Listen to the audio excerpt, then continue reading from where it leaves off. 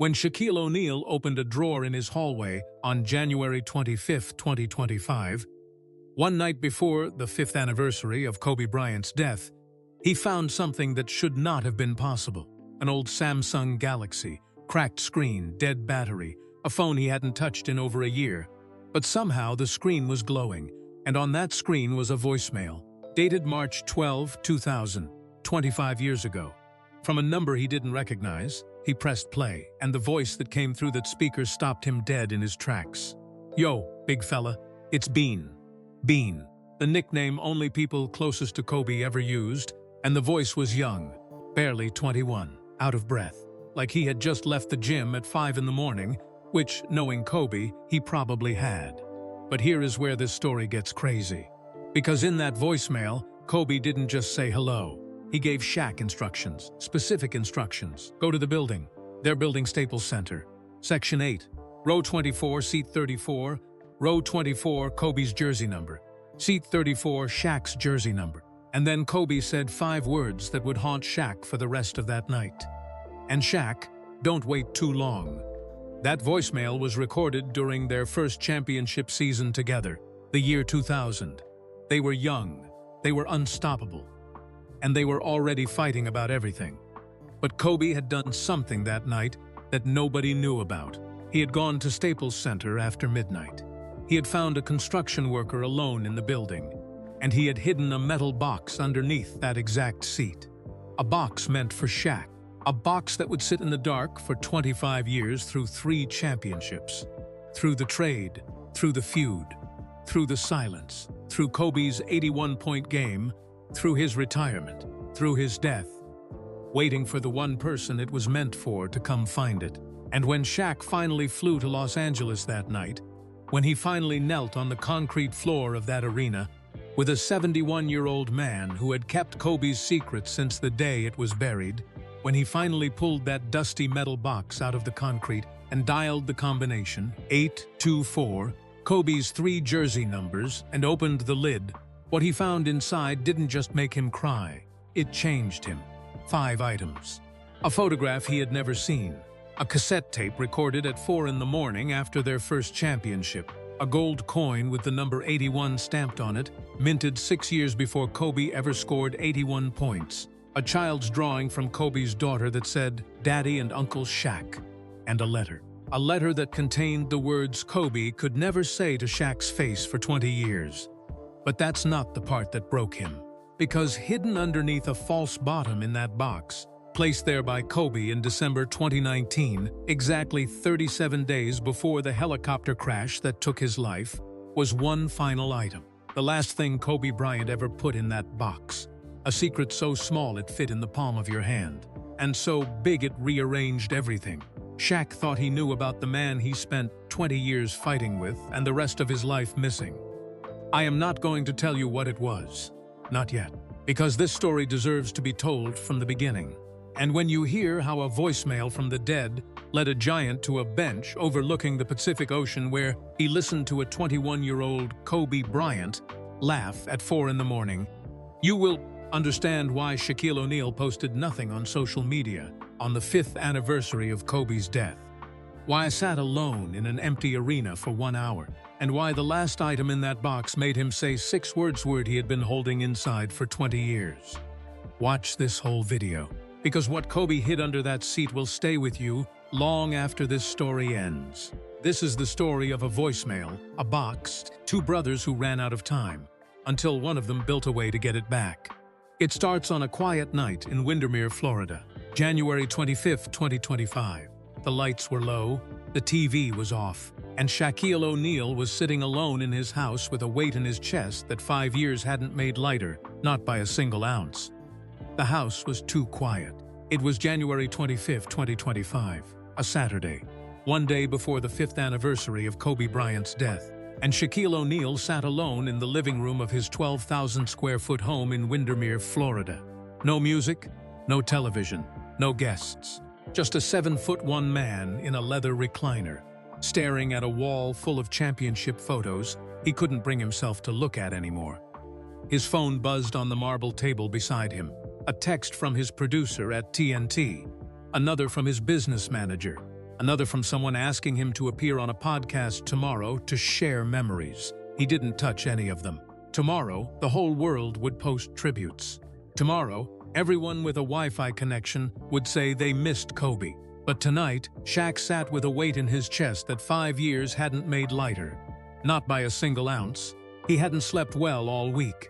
Every January did this to him since 2020. Like the calendar itself turned heavy. Like the air got thinner around the 26th. He kept thinking about phone calls he never made.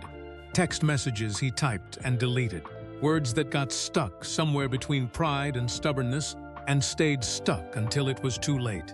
Then something strange happened. The drawer in the hallway table, the one next to the front door, started buzzing. Not his iPhone on the marble table. Not his work phone charging in the kitchen.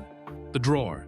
Shaq got up, pulled the drawer open. Inside was an old Samsung Galaxy with a cracked screen. A backup phone he'd tossed in there 2 years ago. It hadn't been charged, hadn't been turned on. The battery had been dead for at least 14 months. But the screen was glowing. A single notification sat in the center of the display. It came from an old voicemail service. One linked to a phone number Shaq hadn't used since 1999. A number from before the championships. Before the fame swallowed everything whole. The voicemail was dated March 12, 2000. 25 years ago. Shaq's hands. Hands that had palmed basketballs like oranges, hands that had shattered backboards on live television, started to tremble. He didn't recognize the caller's number, but when he pressed play and held the cracked phone to his ear, the voice hit him like a freight train running through a church. "Yo, big fella, it's Bean. Bean, not Black Mamba, not KB24, not Kobe. Bean, the nickname only people on the inside used, the name that meant family." The voice was young, 21 years old, eager and electric, a little out of breath, like he had just finished shooting free throws alone at 5 in the morning, which, knowing Kobe, he absolutely had. "I know you're not gonna listen to this for a while, maybe never. But I did something tonight and I need you to know about it. I put something away, something for us, not for the fans, not for the cameras, for us.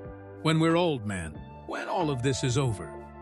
Shaq lowered himself onto the hallway floor, his back pressed against the wall, his knees bent up toward his chest.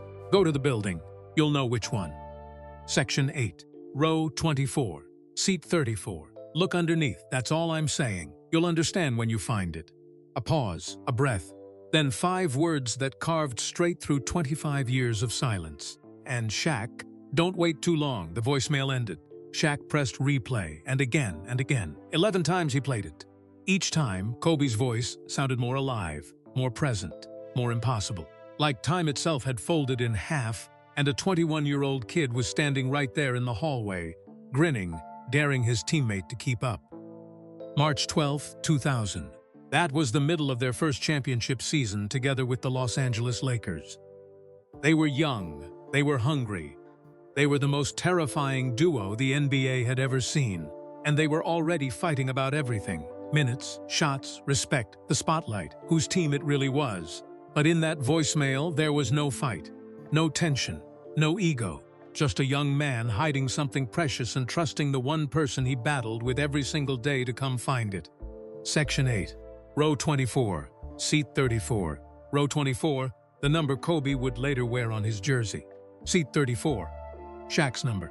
The number that hung in the rafters of the very building Kobe was talking about. The building. Their building. Staples Center, Los Angeles, California. Opened on October 17, 1999, barely 5 months before that voicemail was recorded. The arena was still new back then.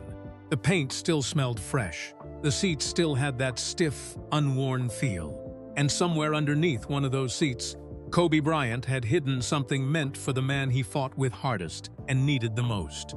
Shaq stood up. His knees popped. His eyes were wet. He grabbed his car keys off the kitchen counter. He opened his laptop and booked the first flight to Los Angeles. A red-eye leaving Orlando International at 11:40 p.m. He packed nothing. No suitcase, no change of clothes. Just the cracked Samsung Galaxy in his pocket, holding a dead man's voice like a jar holding a firefly. He told no one where he was going. Not his mother, Lucille. Not his children. Not his co-hosts at TNT. Nobody, because some things don't need an audience. Some things are just between two people, even when one of them is gone. But here's what Shaq didn't know yet, and neither do you. He wasn't the only person who received a message from Kobe that week. Someone else had been keeping a secret for 25 years. Someone who had watched from the shadows as the world mourned. Someone who had been waiting, patiently, quietly, faithfully, for the right person to come looking. And that person was already in Los Angeles, standing in the dark, watching the building, waiting. Before we follow Shaq onto that plane, you need to meet the man standing in the dark.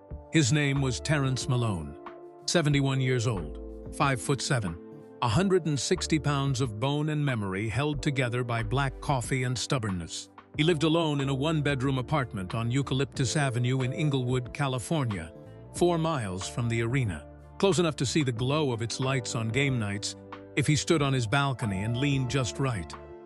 Terrence had been a construction worker for 46 years.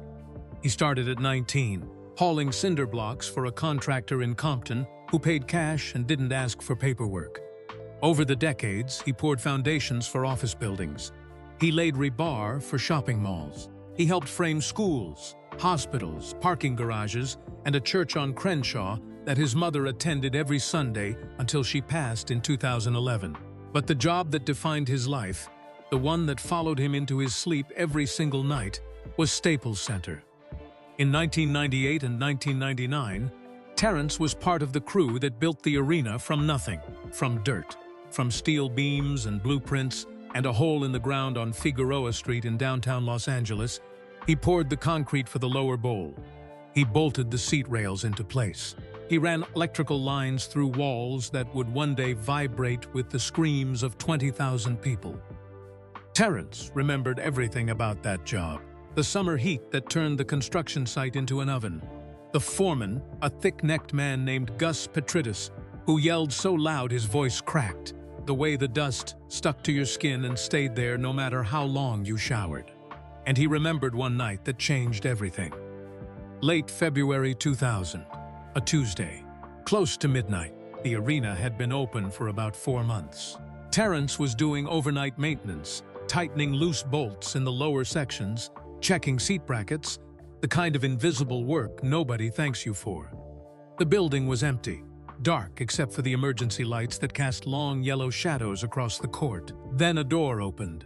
Terrence heard footsteps, quick, light, purposeful.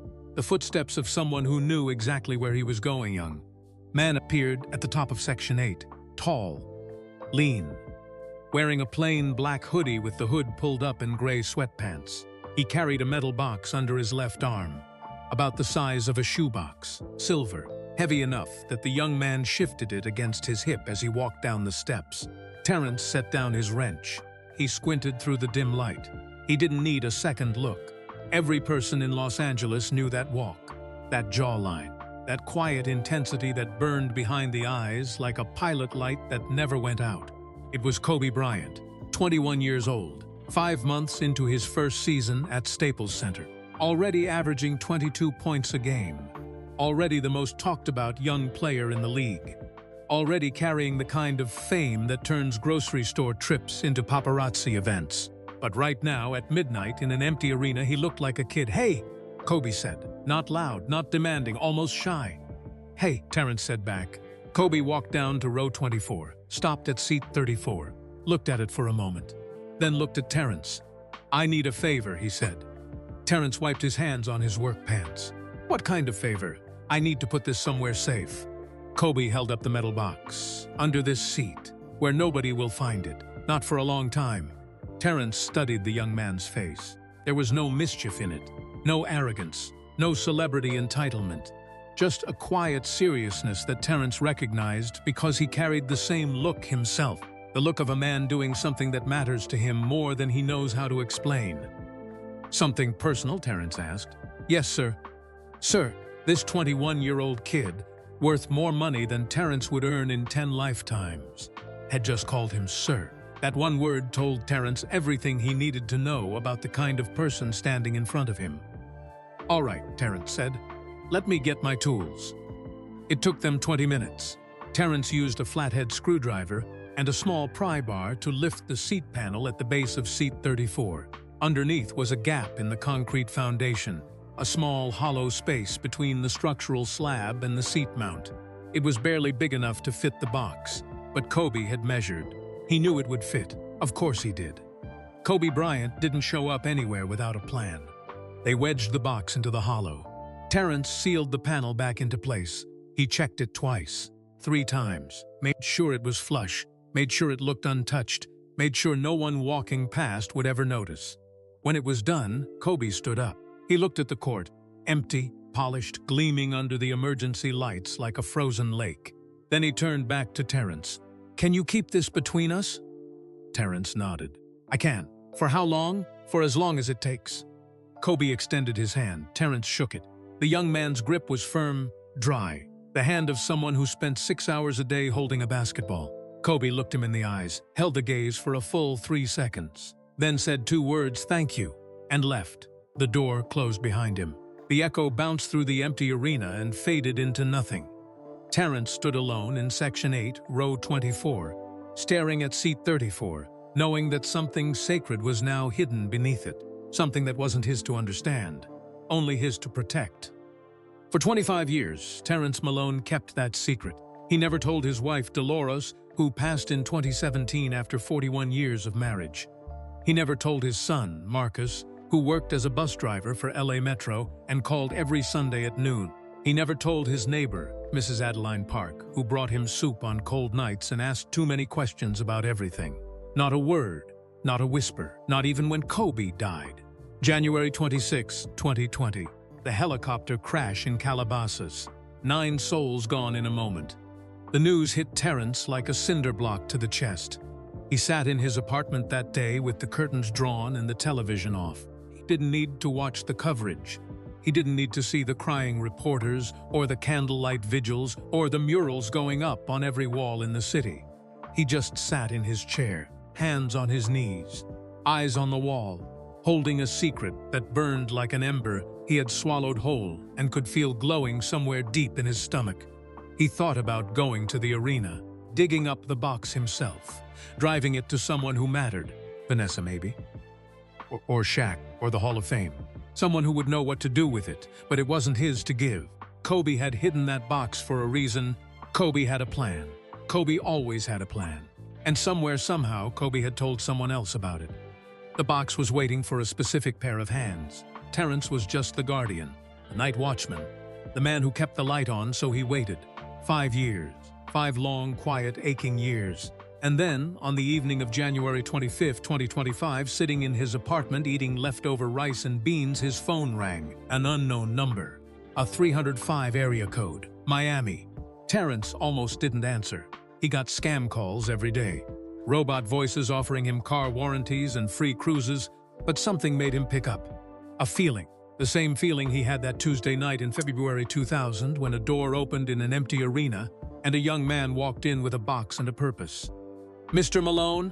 A woman's voice. Calm, measured, the kind of voice that sounds like it has been rehearsed, but not because it's fake. Because what it has to say is too important to stumble over. "My name is Renata Voss. I work with the family of Kobe Bryant. I'm calling because Mr. Shaquille O'Neal is flying to Los Angeles tomorrow morning. He's going to need help finding something inside the arena." Terrence closed his eyes. His hand gripped the phone so tight his knuckles turned pale. 25 years. "I know what he's looking for," Terrence said quietly. "I've been waiting for this call." There was a pause on the other end. Then Renata's voice, softer now, almost a whisper. "Mr. Malone, can I ask you something?" "Yes, ma'am. How did you keep this secret for so long?"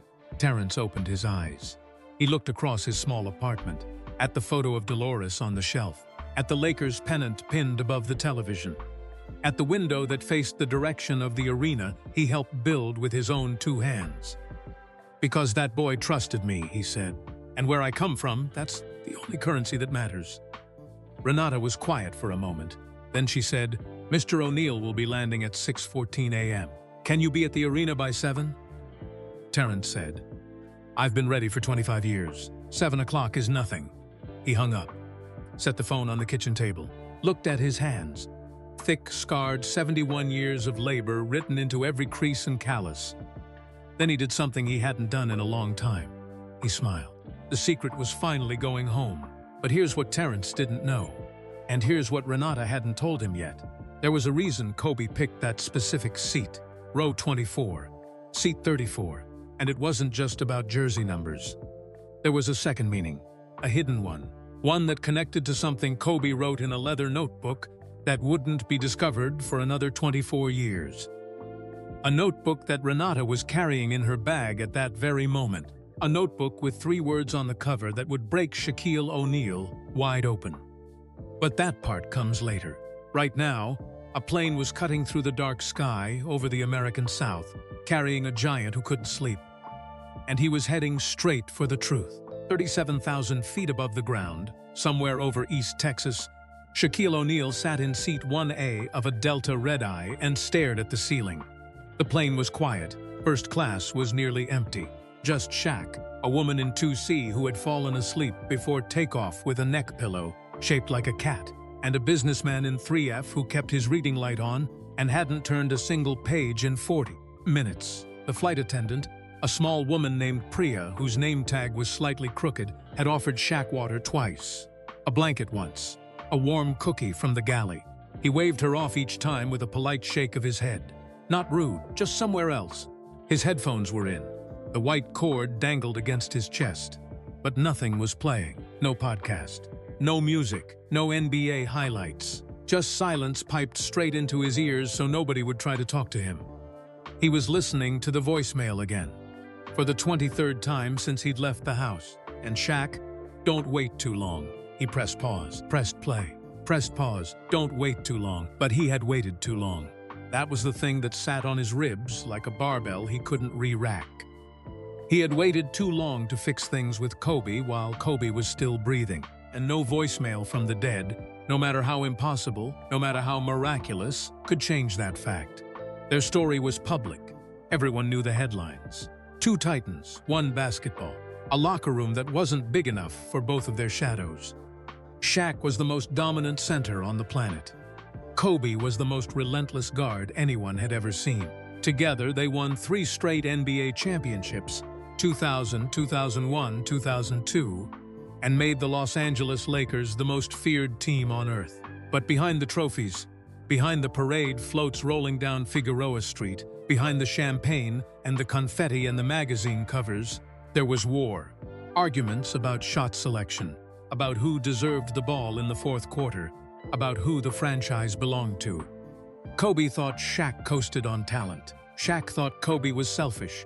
They said it to reporters. They said it on camera. They said it in ways that couldn't be unsaid. Coach Phil Jackson, the Zen master himself, the man who had managed Michael Jordan's ego in Chicago, once told a reporter that coaching Shaq and Kobe was like trying to steer 2 rivers through the same canyon. Sooner or later, one of them was going to overflow. In 2004, it overflowed. The Lakers lost the NBA Finals to the Detroit Pistons, 4-1. It was ugly, and it was the end. That summer, Shaq was traded to the Miami Heat. The dynasty was over. The brotherhood, if you could even call it that, was shattered.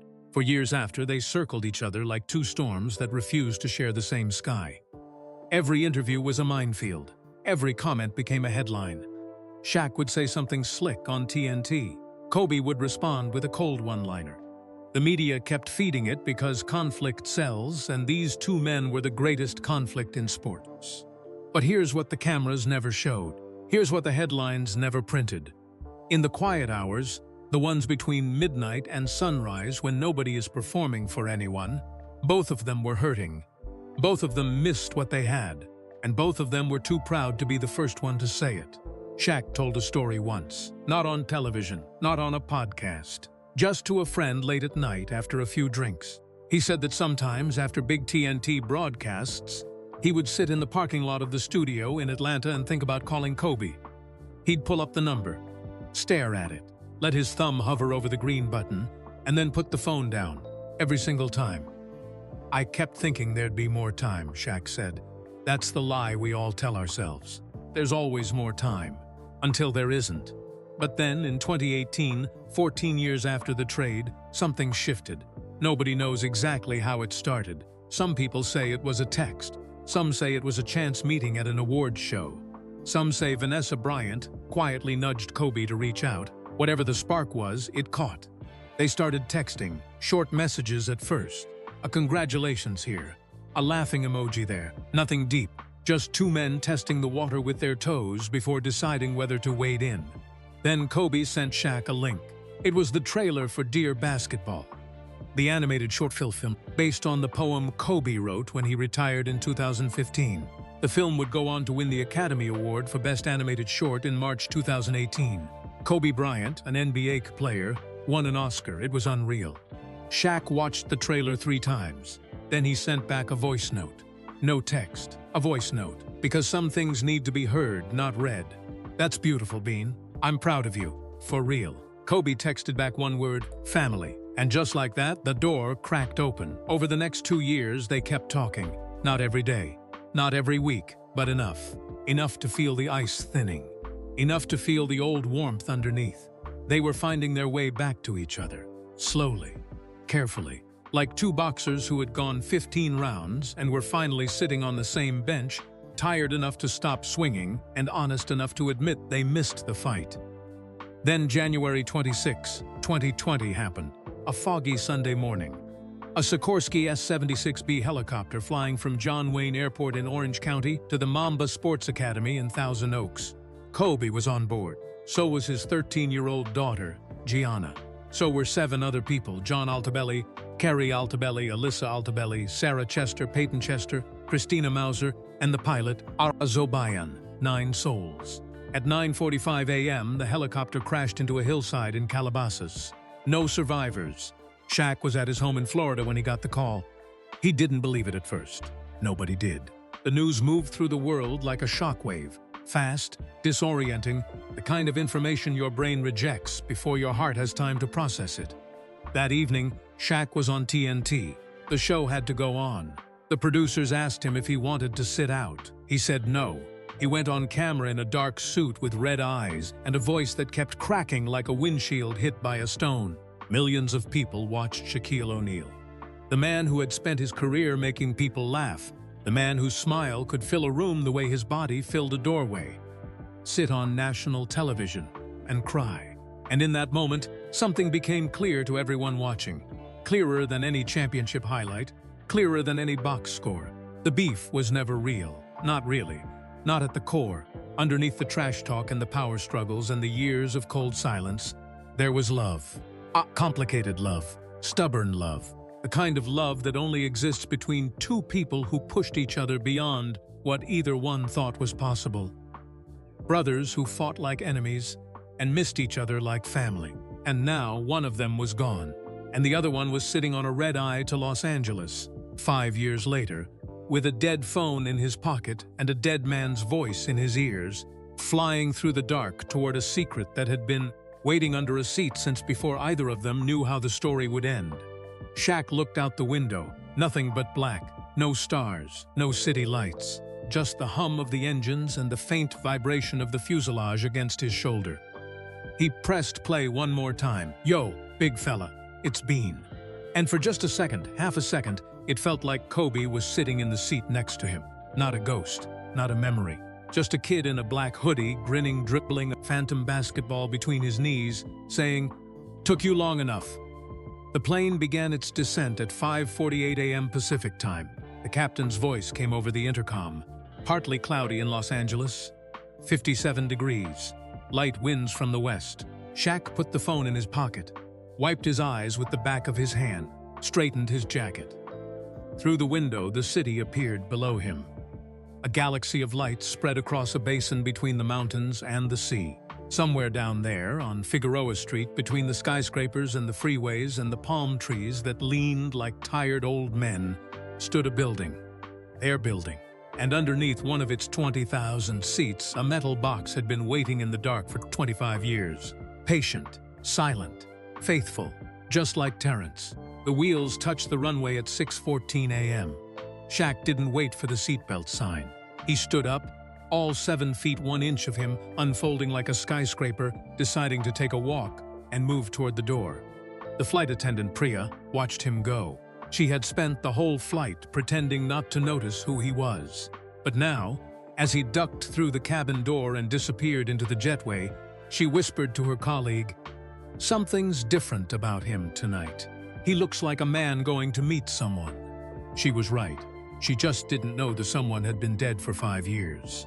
Outside the terminal, the Los Angeles morning was gray and soft. The kind of January dawn that wraps the city in a thin blanket of clouds and makes everything look like a photograph that hasn't been developed yet. A black Chevrolet Suburban sat at the curb, engine running. Windows tinted so dark you couldn't see inside even if you pressed your face to the glass. Shaq walked toward it. The rear door opened from the inside. A woman sat in the driver's seat. Short silver hair, sharp brown eyes, a calm that seemed bolted to her bones. She held out a paper cup. "Coffee," she said. "Black, no sugar." Shaq took it, looked at her. He had never met this woman in his life. "How do you know how I drink my coffee?" he asked. She held his gaze in the rearview mirror, steady, unblinking, the kind of look that carries 25 years of someone else's planning behind it. "Kobe told me," she said. Shaq stared at her for 3 full seconds. The coffee was warm in his hand. The city hummed outside the window, and somewhere in the pit of his stomach, he felt it. The unmistakable pull of a story that was already written, a path that had been laid down before he ever knew he'd walk it. "Who are you?" he asked. The woman put the SUV in drive, checked her mirrors, pulled away from the curb. "My name is Renata Voss," she said, "and I've been waiting for you almost as long as that box has." The Suburban merged onto the 105 freeway, heading east toward downtown, toward Figueroa Street, toward the building, toward whatever Kobe Bryant had hidden in the dark a quarter-century ago, and toward a truth that would change Shaquille O'Neal in ways he wasn't ready for. But the truth doesn't wait until you're ready. It just waits until you show up. The Suburban moved through the early morning traffic on the 105 like a black shark cutting through still water. Shaq sat in the back seat with the coffee untouched in his hand, watching the city scroll past the tinted windows. Gas stations, strip malls, palm trees standing like sentries along the freeway shoulders. Los Angeles waking up the way it always does, slowly, reluctantly, like it stayed out too late and isn't sure it wants to face the day. He hadn't spoken since Renata's name left her lips. His mind was a hurricane spinning around a single still point. "Kobe told me." Kobe told her how he drinks his coffee, which meant Kobe had talked about him. Recently enough, specifically enough, that a woman he had never met knew something only people in his inner circle knew. Black, no sugar. Not the kind of detail you mention to someone unless you're talking about a person you think about more than you admit. "How long did you know him?" Shaq finally asked. Renata glanced in the rearview mirror. "I didn't. Not personally. Not while he was alive. Then how? I know him through his things, his words, his handwriting, the way he organized his thoughts." She merged onto the 110 North, the downtown skyline rising in the distance like a row of gray teeth. "I've spent the last 4 years living inside Kobe Bryant's mind. And I can tell you this, you were in there more than you think." Renata Voss was 44 years old, born in Albuquerque, New Mexico. Raised by a single mother named Carmen, who worked 2 jobs and read library books to her daughter every night, until the words ran out and they had to return them. Renata studied library science at the University of New Mexico, then got a master's degree in archival studies at UCLA. She spent 12 years working for the Getty Research Institute in Los Angeles, preserving historical documents, rare manuscripts, and personal collections for some of the most important cultural estates in the country. In 2021, Vanessa Bryant began looking for someone to organize Kobe's personal archives.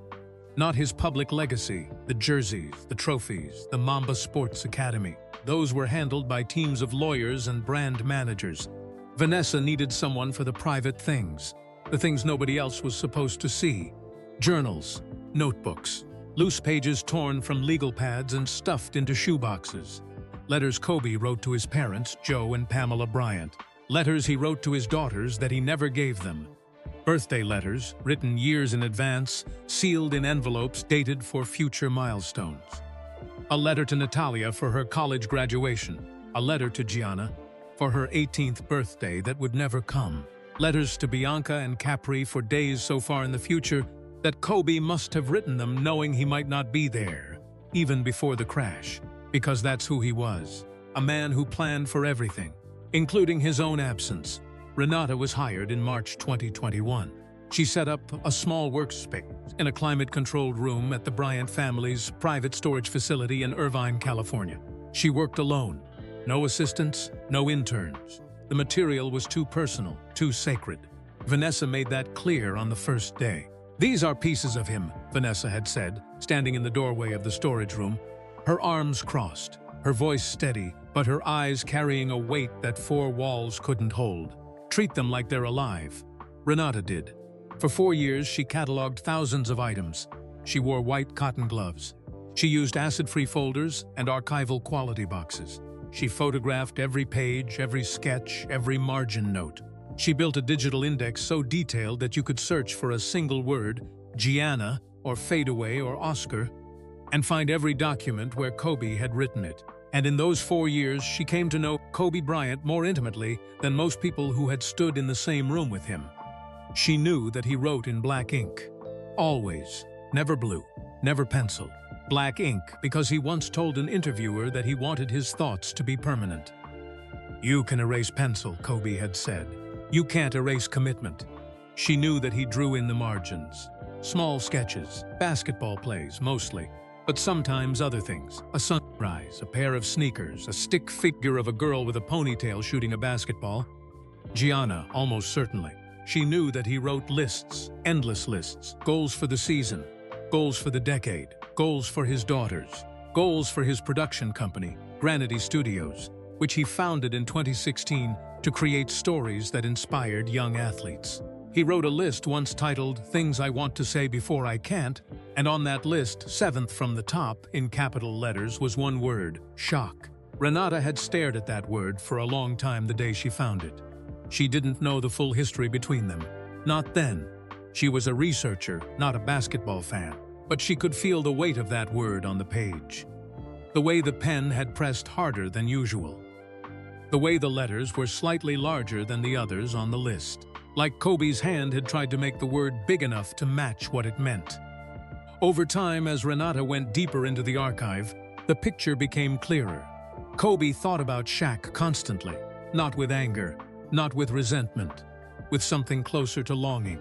The kind of longing that lives in the space between two people who shared something extraordinary and never figured out how to talk about it without breaking things. Then in November 2024, Renata found something she had never seen before.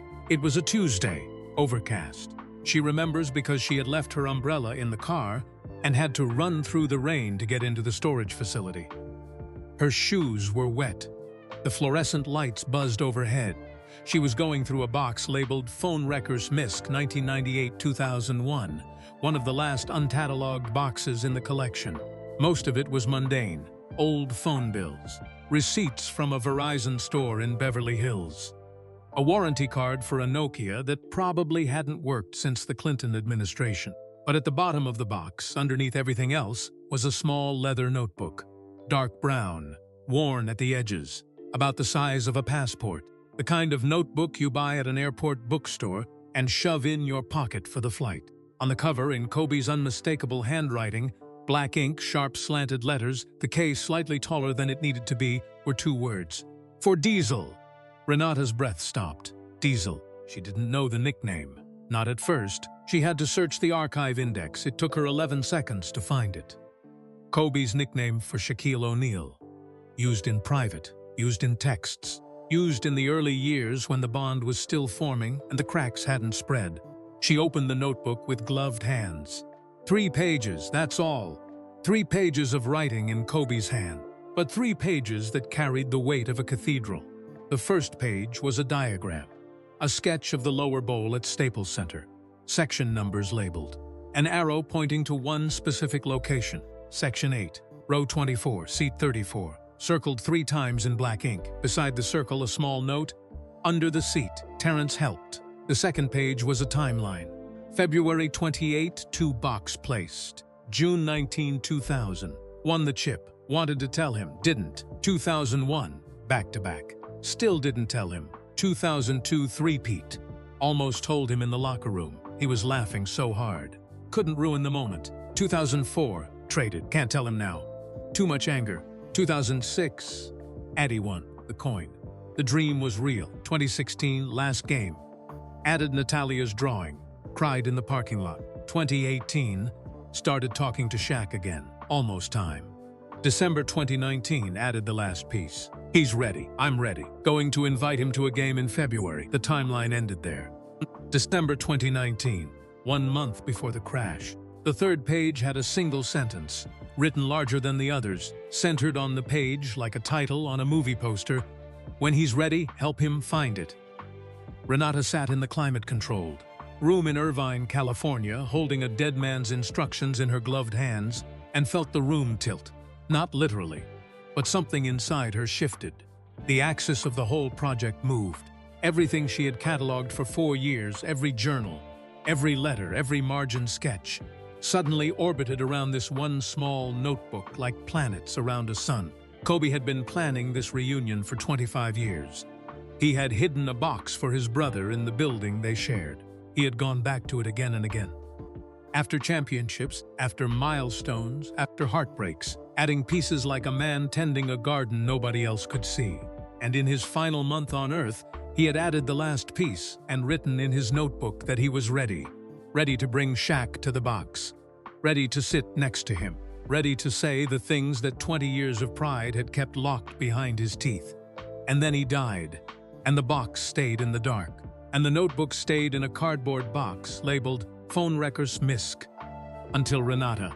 She brought the notebook to Vanessa the next day. Drove to the Bryant family home in Newport Beach. Sat across from Vanessa at the kitchen table while the kids were at school. Placed the notebook on the table between them like a surgeon, placing an X-ray on a light board.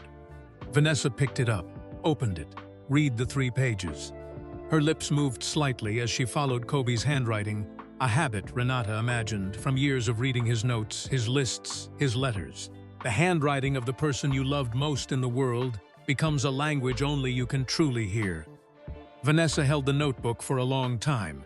Her thumb traced the words, "For Diesel" on the cover, back and forth, like she was petting a sleeping animal. Then she looked up. Her eyes were wet, but her voice was iron. "Find Shaq." 2 words. Same as Kobe had said to Terrence 25 years ago in the dark of an empty arena. "Thank you. Find Shaq."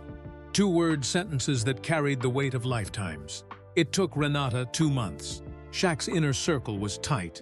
Getting a message through required navigating layers of managers, assistants, publicists, and family gatekeepers. She sent emails that went unanswered.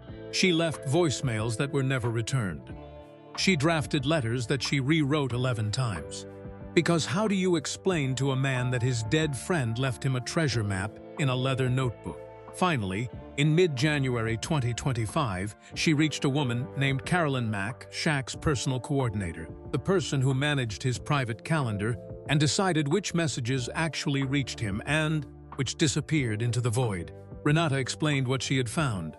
Not everything, just enough. The notebook, the words "For Diesel," the diagram of the arena. Carolyn was quiet for a long time. Then she said, "Send me a photo of the notebook cover." Renata sent it. 20 minutes later, Carolyn called back, "He wants to know when." And that was that. Now, pulling off the 110 freeway onto Figueroa Street, the arena rising in the gray morning light ahead of them, Renata finished her story. She told Shaq all of it, the archive, the box of phone records, the notebook at the bottom, the timeline showing Kobe returning to the box again and again over 2 decades. The final entry, December 2019. Shaq listened without moving. The untouched coffee had gone cold in his hand. His eyes were fixed on the windshield, but he wasn't seeing the road. He was seeing something 25 years away.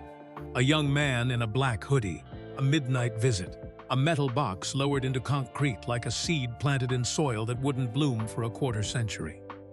He came back to it, Shaq said quietly. After every big moment, he came back. Every time, Renata said, even after the trade, even after we stopped talking, even then. Shaq closed his eyes. A single tear slid down his left cheek. He didn't wipe it. "That's the most Kobe thing I've ever heard," he whispered. The man had a 20-year plan for a box under a seat. Of course he did. The man had a plan for everything. Renata pulled into the parking lot of Crypto.com Arena. The building loomed against the overcast sky. Its curved walls and glass panels looked different in the early morning light. Softer, somehow. Less like a sports arena and more like a monument. A temple built for noise that was right now completely silent. She parked near the south entrance, cut the engine. "There's one more thing," she said. She reached into her bag, a worn leather messenger bag she carried everywhere, and pulled out the notebook, the real one. Not a photo, not a copy. The actual leather notebook with Kobe's handwriting on the cover. She handed it to Shaq. His hand swallowed it. The notebook looked like a postage stamp in his palms. He ran his thumb across the cover, across the words "for diesel," across the indentation where Kobe's pen had pressed into the leather hard enough to leave a scar. He opened it, saw the diagram, the timeline, the sentence at the bottom of the last page. "When he's ready, help him find it." Shaq held the notebook against his chest, both hands, pressing it into his sternum like he was trying to absorb it. Like if he held it close enough, the words would pass through his ribs and reach the place where the ache lived. He didn't speak for 10 minutes. Renata didn't push. She sat in the driver's seat, hands in her lap, watching the morning light slowly strengthen against the arena walls. She had waited 2 months to deliver this moment. She could wait 10 more minutes. Finally, Shaq opened his eyes, looked through the windshield at the building. "He planned this," he said. 25 years ago. He planned all of this." Renata nodded. "He was always 10 steps ahead." "No." Shaq shook his head. "He was always 10 steps ahead on the court. This is something else. This is..." He stopped, searched for the word, couldn't find it in English. Maybe it didn't exist in English. Maybe some things are too big for any language. "This is love," he said finally. "The long kind. The kind that doesn't need you to see it working." Renata's eyes stung. She blinked it away. She was a professional. She had handled documents from the estates of presidents, artists, and Nobel laureates. She did not cry at work. She cried at work. Just a little. Just enough. Then she pointed through the windshield at a figure standing near the south entrance. An old man, short, thin, leaning on a wooden cane, wearing a faded purple and gold Lakers cap that had been washed so many times the logo was barely visible. He stood perfectly still, like a statue that had been placed there decades ago and had simply never left. "That's Terrence Malone," Renata said. "He's the one who helped Kobe hide the box. He's been keeping the secret since February 2000. Shaq looked at the old man through the tinted glass. 25 years, he said. 25 years, Renata confirmed. Shaq opened the door, stepped out into the cool Los Angeles morning. The air smelled like concrete and eucalyptus and the faint ghost of ocean salt that drifts inland before the sun burns it away. He walked toward Terrence Malone, the giant and the old man, moving toward each other across a parking lot, carrying pieces of the same secret, about to meet for the first time over a promise made by a boy who became a legend, who became a ghost, who became, somehow, more present in death than most people manage in life.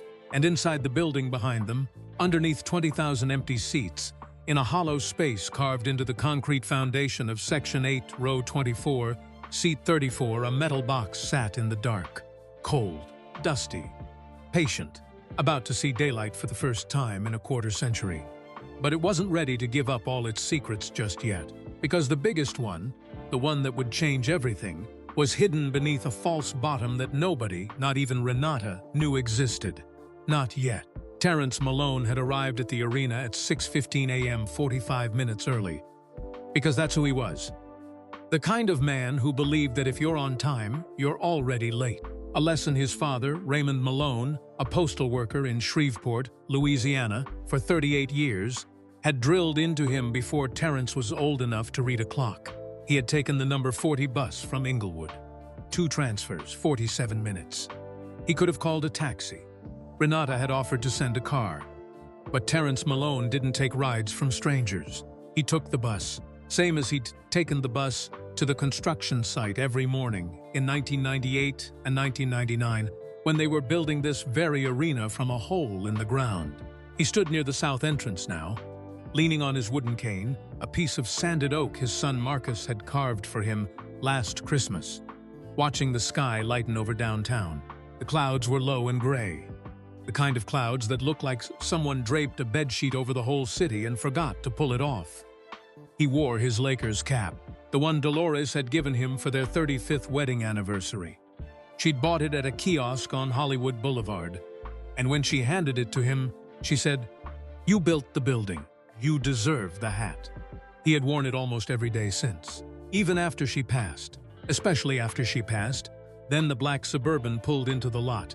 Terrence watched it park, watched the door open, watched a man emerge who was so large that for a half second the SUV seemed to sigh with relief, like a chair that had been holding someone too heavy for too long. Shaquille O'Neal. Terrence had seen Shaq on television 1,000 times, on the court, on TNT, in those ridiculous commercials where he danced with a chicken or sold insurance or pretended to be a genie. On a screen, Shaq was big. In person, Shaq was a natural disaster, the kind of human being that makes you rethink what the word human is supposed to mean. He walked across the parking lot with a stride that covered 6 feet of concrete per step. His eyes were red. His jaw was set. He carried a leather notebook in his left hand and a heaviness in his shoulders that had nothing to do with his size. He stopped 3 feet from Terrence. Looked down. Way down. The height difference was almost comical, like a lighthouse meeting a mailbox, but neither of them laughed. This wasn't a moment for laughing. "You helped him hide it," Shaq said. It wasn't a question. His voice was low, rough, the voice of a man who had been crying on an airplane for 5 hours and didn't care who knew. "I did," Terrence said. He tilted his head back to meet Shaq's eyes. His neck protested. His vertebrae made a sound like someone stepping on dry twigs. February 2000, middle of the night. That boy came in here with a box and a purpose. Did he tell you what was inside? No, sir, and I didn't ask. Shaq studied the old man's face. Every line in it was a sentence. Every crease was a paragraph. 71 years of sun, sweat, concrete dust, grief, patience, and a secret kept so long it had become part of his skeleton. "Why not?" Shaq asked. "Weren't you curious?" Terrence shifted his weight on the cane. Considered the question the way he considered everything. Slowly, carefully, like a man measuring a cut before making it. "Of course I was curious," he said. "I'm human. But curiosity doesn't give you the right to open someone else's door." That boy came to me with trust. And trust isn't something you unwrap just because you want to see what's inside. Shaq blinked, looked away, looked back. 25 years, he said.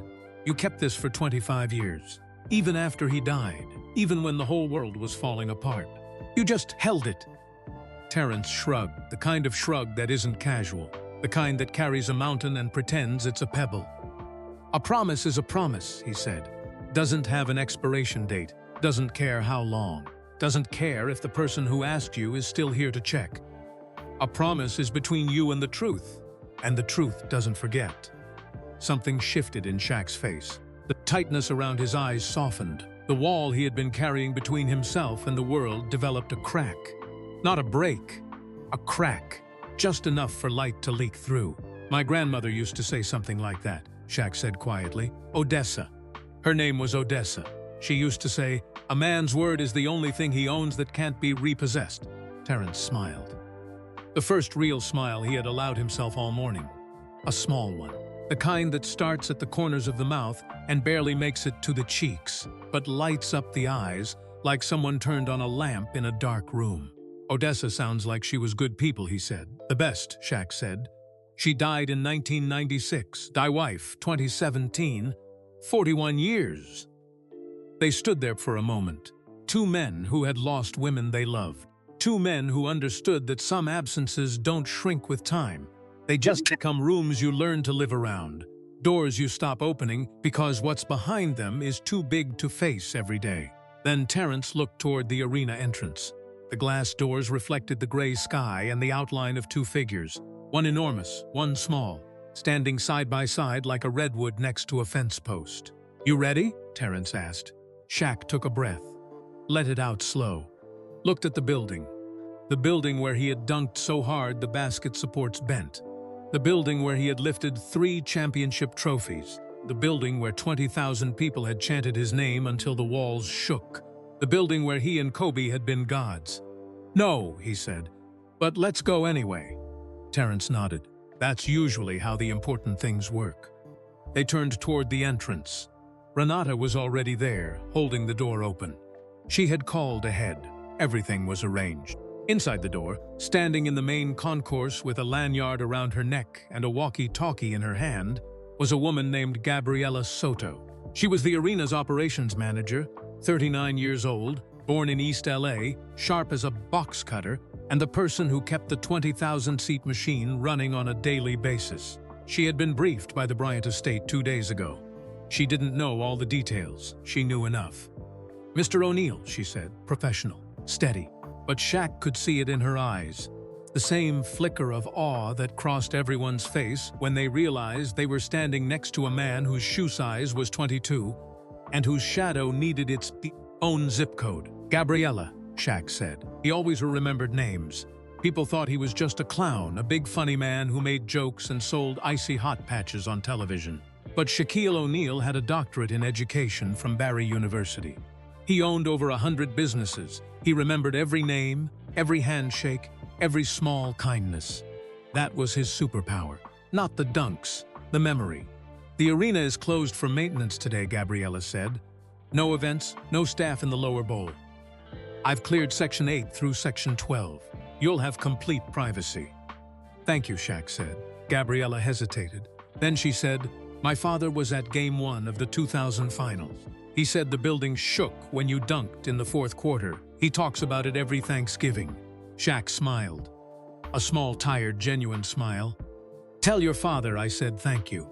And tell him the building shook because Kobe threw a perfect pass." I just finished the sentence. Gabriela's eyes glistened. She nodded once, stepped aside and let them through. The four of them, Shaq, Terrence, Renata, and the ghost of a boy who planned for everything, walked into the empty concourse. The hallway was wide and curved, wrapping around the interior of the arena like a concrete river. The lights were set to half power, maintenance mode. The concession stands were shuttered. The merchandise kiosks were dark. The flat-screen TVs that normally played highlight reels and advertisements were black and silent. Their footsteps echoed. 4 sets of footsteps in a space built for 40,000. It sounded like walking through the inside of a drum.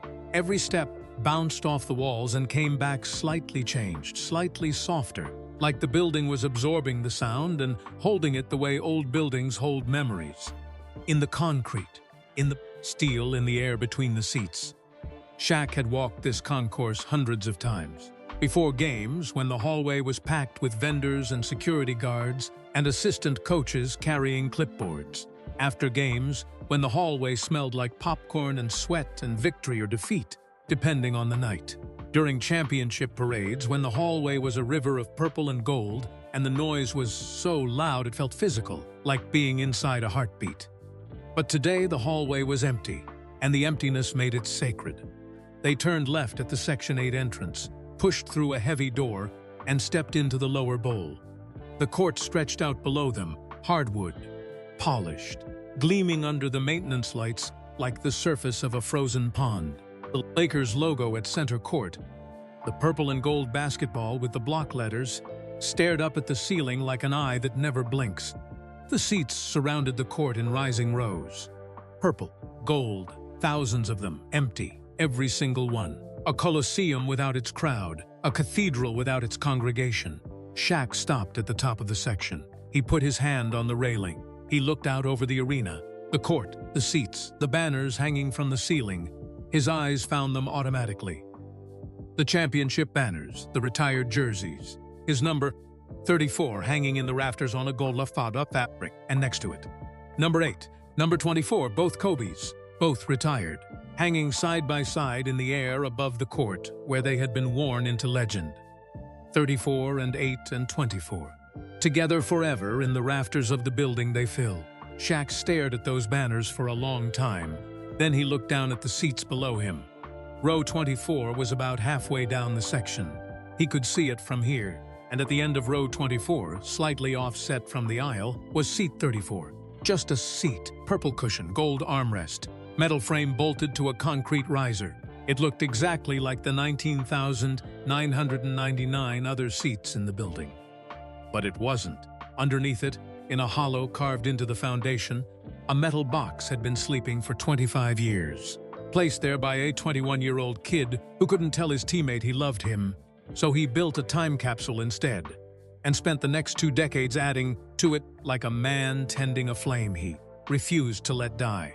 "There it is," Terrence said softly. He pointed with his cane. "Row 24, seat 34, same as I left it." Shaq descended the steps slowly, one at a time. His size 22 shoes barely fit on the narrow concrete stairs designed for normal humans. Followed behind, cane tapping against each step with a soft rhythmic click that sounded like a metronome, counting down to something. Renata stayed at the top of the section. She understood without anyone telling her that this part wasn't hers. She was the mapmaker. She had drawn the route. But the destination belonged to the giant and the old man and the ghost between them. Shaq reached row 24, turned, walked along the row, his hips brushing seatbacks on both sides until he stood in front of seat 34. He looked at it, just looked at it. A seat, a purple seat in a basketball arena. A thing designed to hold a human body for 2 hours while it watched other human bodies run and jump and throw a ball through a hoop.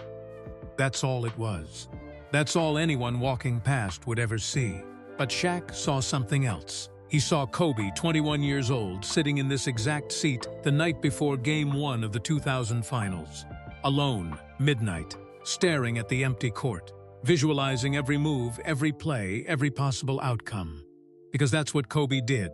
He rehearsed the future until it had no choice but to obey. He saw Kobe coming back to this seat after the 81-point game in 2006.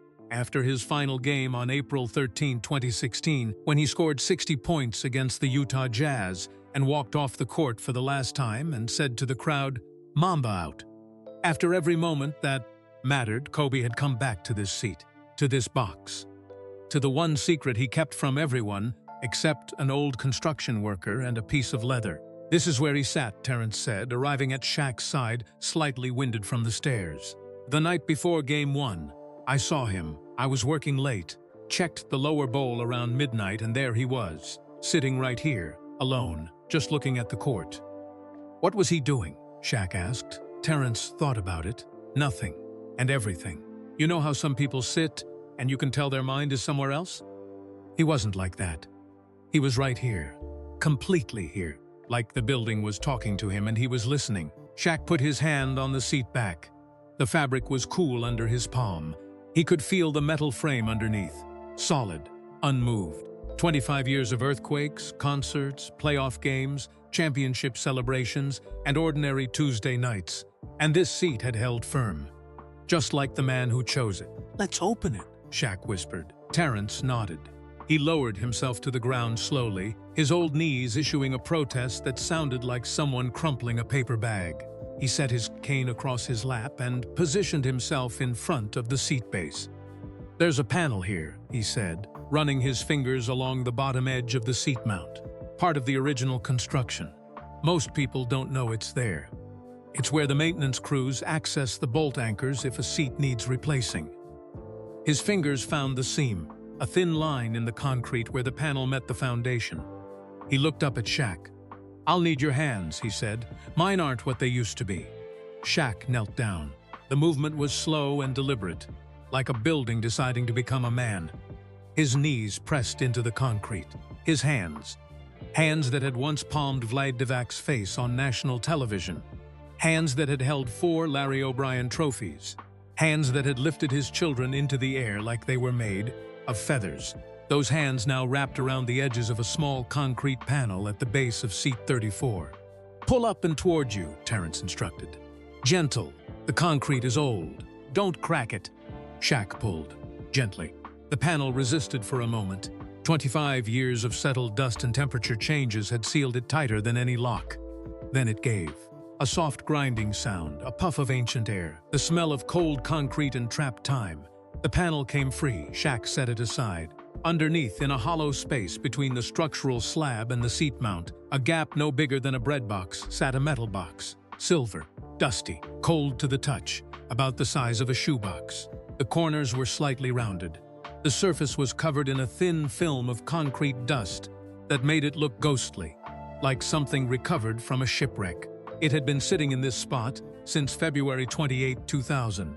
Through 3 championships, through the trade, through the feud, through Kobe's 81-point game, through his retirement, through his Oscar, through his death, through 5 years of grief and silence and a world that kept spinning without him. Through all of it, this box waited. Shaq reached in with both hands, his fingers wrapped around it. The metal was cold against his skin.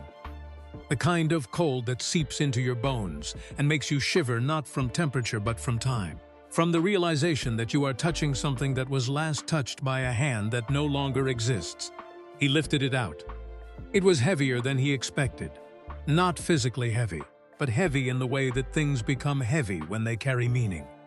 A wedding ring is light, but try carrying one that belongs to someone who's gone. He held the box in his lap, both hands on top of it, like a man holding a Bible, like a man holding a baby, like a man holding the last thing on earth that connects him to someone he'll never see again. There was a small combination lock on the front, 3 digits, a rotating dial for each one. Shaq looked at Renata, still standing at the top of the section. She opened the leather notebook to the last page and held it up. Even from 40 feet away, Shaq could see it. 3 numbers written in Kobe's hand. 824-8. The jersey number Kobe wore for the first 10 years of his career. The number he was wearing when they won 3 championships together. The number he was wearing the night he hid this box. 2. The jersey number Gianna wore. The number of the daughter who followed her father's footsteps onto the court with the same fire and the same focus and the same refusal to be anything less than extraordinary. 4. The second digit of 24. The jersey number Kobe switched to in 2006. The number he wore for the second half of his career. The number that became the Mamba. The number that hung in the rafters directly above them right now. 824. Not just numbers, a life, a family, a legacy compressed into 3 digits on a lock that had been waiting for the right hands to turn it. Shaq dialed the combination. His thick fingers moved carefully, precisely, the way they moved when he held his children for the first time. The way they moved when something mattered too much to rush. 8 click, 2 click, 4 click, the lock released. A small metallic sound that echoed through the empty arena like a bell rung in a library. Shaq held the box. The lock hung open. He could lift the lid now. He could see what Kobe had hidden for him. What Kobe had tended and added to and protected for 25 years. But he stopped. His hands didn't move. His eyes were closed. His breathing was slow and deep. The way you breathe when you're standing at the edge of something, and you know that once you step forward, there's no stepping back. Because right now, the box was still a mystery. Right now, Kobe's secret was still alive, still unfinished, still a conversation that hadn't ended. And opening it meant finishing the conversation. It meant hearing Kobe's last words. It meant reaching the end of a sentence that had taken a quarter century to speak. And Shaq wasn't sure he was ready for the sentence to end. "Not here," he said suddenly. His eyes opened. He stood up, the box cradled against his chest like a newborn. "I can't open it here." Terrence looked up from the ground. "Where then?" Shaq looked around the arena, at the banners, at the court, at the 20,000 empty seats that had witnessed miracles and heartbreaks in equal measure. "Somewhere Kobe used to go," he said. "Somewhere quiet, somewhere the ocean can hear." Terrence didn't ask what that meant. Some sentences aren't meant to be understood. They're meant to be followed. Renata was already walking toward the exit, phone in her hand, pulling up a map. She knew exactly where he meant, and in 12 minutes they would be there. But first, one more thing happened in that arena that nobody expected. As Shaq turned to leave row 24, his foot knocked against something wedged between seat 34 and seat 35. Something that wasn't part of the construction. Something that had been placed there deliberately, recently. Within the last few days, a single white envelope. Sealed. No name on the front. Shaq picked it up, looked at Terrence. Terrence shook his head. It wasn't there before, looked at Renata. Renata's face went pale.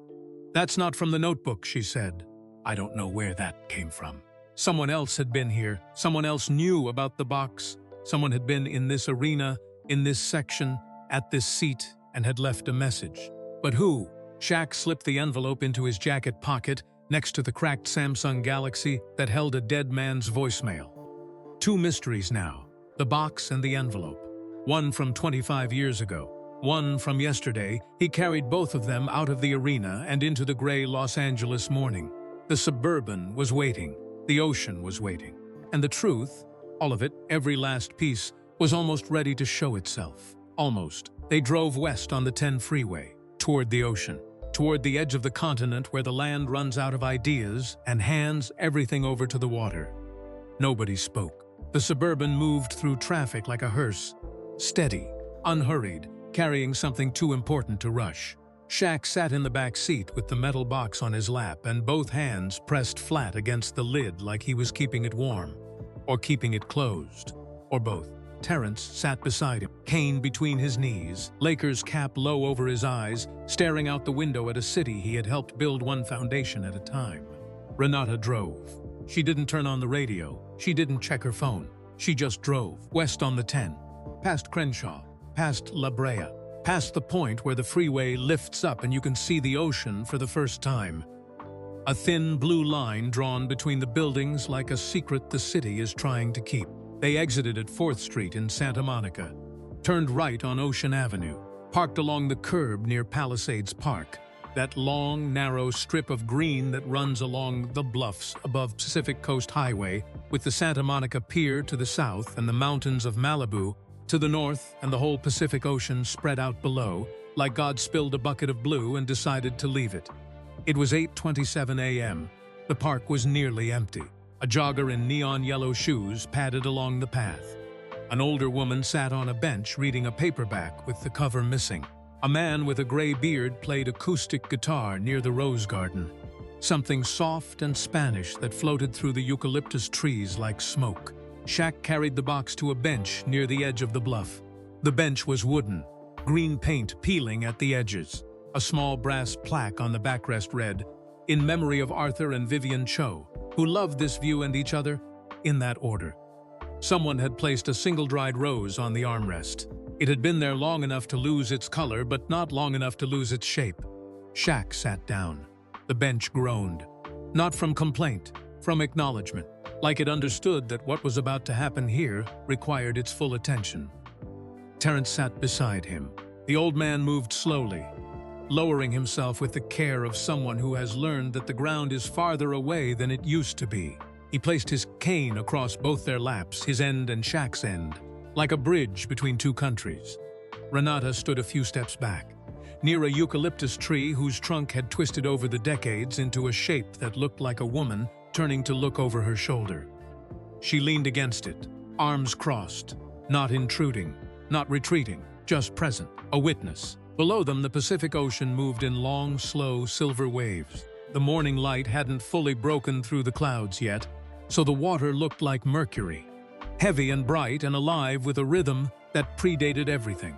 The mountains, the city, the arena, the game, the feud, the love, the loss.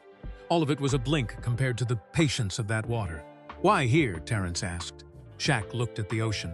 His eyes were red, his jaw was tight, but his voice when it came was soft, almost tender. The voice of a man talking to someone who isn't there but might be listening anyway. "Kobe used to come here," he said.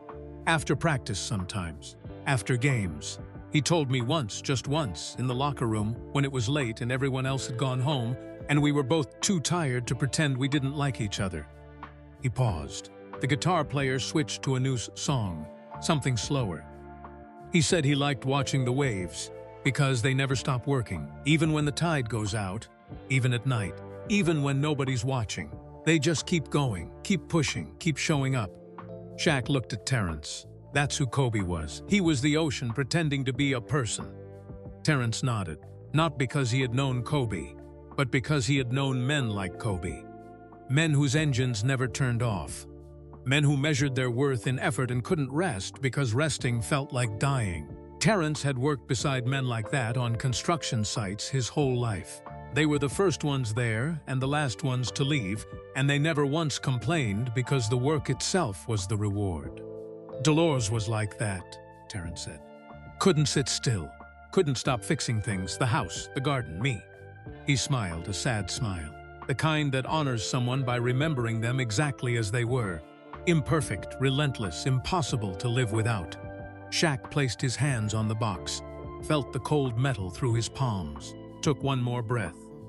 "Okay, Bean," he said. "Let's see what you left me." He lifted the lid. The hinges were stiff. 25 years of stillness had turned them reluctant. They resisted for a moment, a tiny protest, like the box itself wasn't sure it was ready to let go of what it held. Then they gave. The lid swung open. A faint smell rose from inside. Old paper, cold metal, and something else. Something impossible to name. The smell of time. The smell of a room that hasn't been opened in a quarter century. The smell of a secret finally breathing. Shaq looked inside. 5 items, not 20, not 100, 5. Because Kobe Bryant, the man who studied every opponent, who watched film until his eyes burned, who practiced the same shot 10,000 times until his muscles couldn't forget it, understood that the most powerful messages are the simplest ones. 5 items. Each one chosen, each one deliberate, each one a word in a sentence that took 25 years to complete. The first item was a photograph. Shaq lifted it out carefully. His fingers, thick as bratwursts, scarred from 1,000 games, pinched the edges with a gentleness that would have surprised anyone who only knew him from television. The photo showed 2 men on a basketball court, purple and gold jerseys, mid-game. The crowd behind them was a blur of color and noise frozen in time. One man was enormous, wide as a refrigerator, shoulders like a mountain range. The other was lean and sharp, coiled like a spring, every muscle visible even through the jersey. They were both smiling, not posing, not mugging for the camera, not performing the kind of smile you give when you know a photographer is watching. This was something else, something unguarded, something caught between plays, between possessions, between the whistle and the inbound pass. A fraction of a second, when neither of them remembered they were supposed to be rivals, and both of them remembered they were kids playing the greatest game ever invented. It was from the 1999-2000 season. The first year at Staples Center. You could tell because the banners in the background were sparse. No championship flags yet. The building was still new, still earning its history, and the 2 men in the photo were still new to each other. Still figuring out whether they were partners or opponents, or something the English language hadn't invented a word for yet. Shaq had never seen this photo. Not once. Not in any highlight package, not in any documentary, not in any of the thousands of images that had been published of them over the years. This one had been hidden, kept, saved for this moment. He turned it over. On the back, in Kobe's handwriting, black ink, sharp slant, the letters pressed deep enough to feel with your fingertip. "This is the real us." Shaq read it 3 times. Each time the words hit differently. The first time they hit his eyes. The second time they hit his chest. The third time they hit somewhere deeper. Somewhere he didn't have a name for. Somewhere between memory and regret and the kind of love that doesn't announce itself because it doesn't need to. This is the real us. Not the feuding. Not the trash talk. Not the cold shoulders and the hot takes and the 20 years of headlines that reduced a brotherhood to a boxing match. The real them was this. 2 men smiling on a basketball court. 2 men who didn't know yet how much they would hurt each other. 2 men who were happy. Shaq set the photo on the bench beside him, face up, so Kobe's smile could see the ocean. The second item was a cassette tape, small, rectangular. The kind that used to live inside Walkmans and boom boxes and car stereos before the world went digital and decided that music should be invisible. A white label on the front. In Kobe's handwriting, for Shaq, play when ready. Shaq turned it over in his hands. The tape inside the casing was wound tight, untouched. 25 years of silence stored on a thin ribbon of magnetic film. "We'll need a player for this," Shaq said. "I know a place," Renata said from her spot by the eucalyptus tree. She was already pulling out her phone. Shaq set the tape beside the photo. 2 items down, 3 to go. The third item was a folded piece of paper, white, standard size. Folded twice, once in half, once again. The way you fold a letter when you're stuffing it into an envelope, except there was no envelope. Just the paper. Shaq could feel the weight of the writing through the folds, dense, heavy. A lot of words pressed into a small space. He didn't unfold it yet. He knew it was the letter. He could feel it the way you can feel a storm coming before the sky changes. A pressure shift, a density in the air, a warning from some ancient part of the brain that says, "What's coming next is..." Big, he set it aside. He would read it. But not yet, the letter would be last. The fourth item was a small gold coin, round about the size of a $50, heavy for its size, real gold or something close to it. On one side, stamped into the metal with clean, professional precision, was the Los Angeles Lakers logo. The purple and gold basketball, the block letters, familiar as a heartbeat. On the other side, a number. Shaq stared at it. In March 2000, when this box was sealed, the number 81 meant nothing. It was just a number. 2 digits. 81. A highway exit. A jersey number nobody wore. A random figure with no story attached to it. But on January 22, 2006, nearly 6 years later, Kobe Bryant scored 81 points in a single game against the Toronto Raptors at Staples Center. 81 points. The second highest single-game scoring total in NBA history, behind only Wilt Chamberlain's 100-point game in 1962.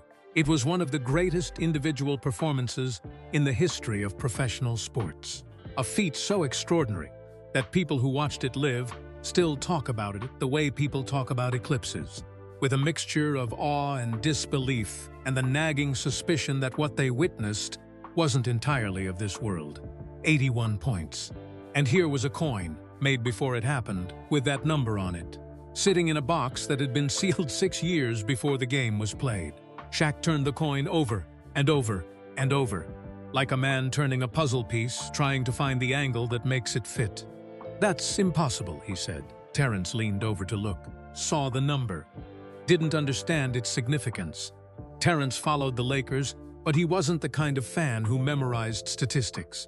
He was the kind who clapped when something good happened and shook his head when something didn't. "What's 81? Terrence asked. Shaq told him, briefly, directly, the way Kobe would have wanted, no drama, just facts. In 2006, Kobe scored 81 points in a single game. It's the second most ever. And this coin was in a box sealed in 2000, 6 years before it happened. Terrence looked at the coin, then at the ocean, then back at the coin. "Maybe he didn't predict it," Terrence said slowly. "Maybe he decided it. Maybe he decided it in 2000, and then he spent 6 years making it true."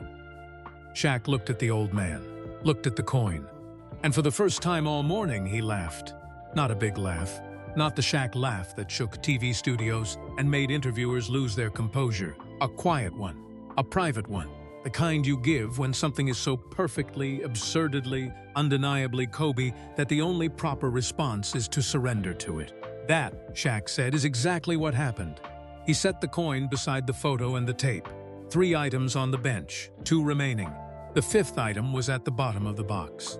A piece of paper, but not like the letter. This one was smaller, colorful, uneven at the edges, crayon marks, wobbly lines, the unmistakable work of a child's hand. Shaq lifted it out. It was a drawing. Stick figures on white paper, 3 of them, 2 tall ones and 1 small one.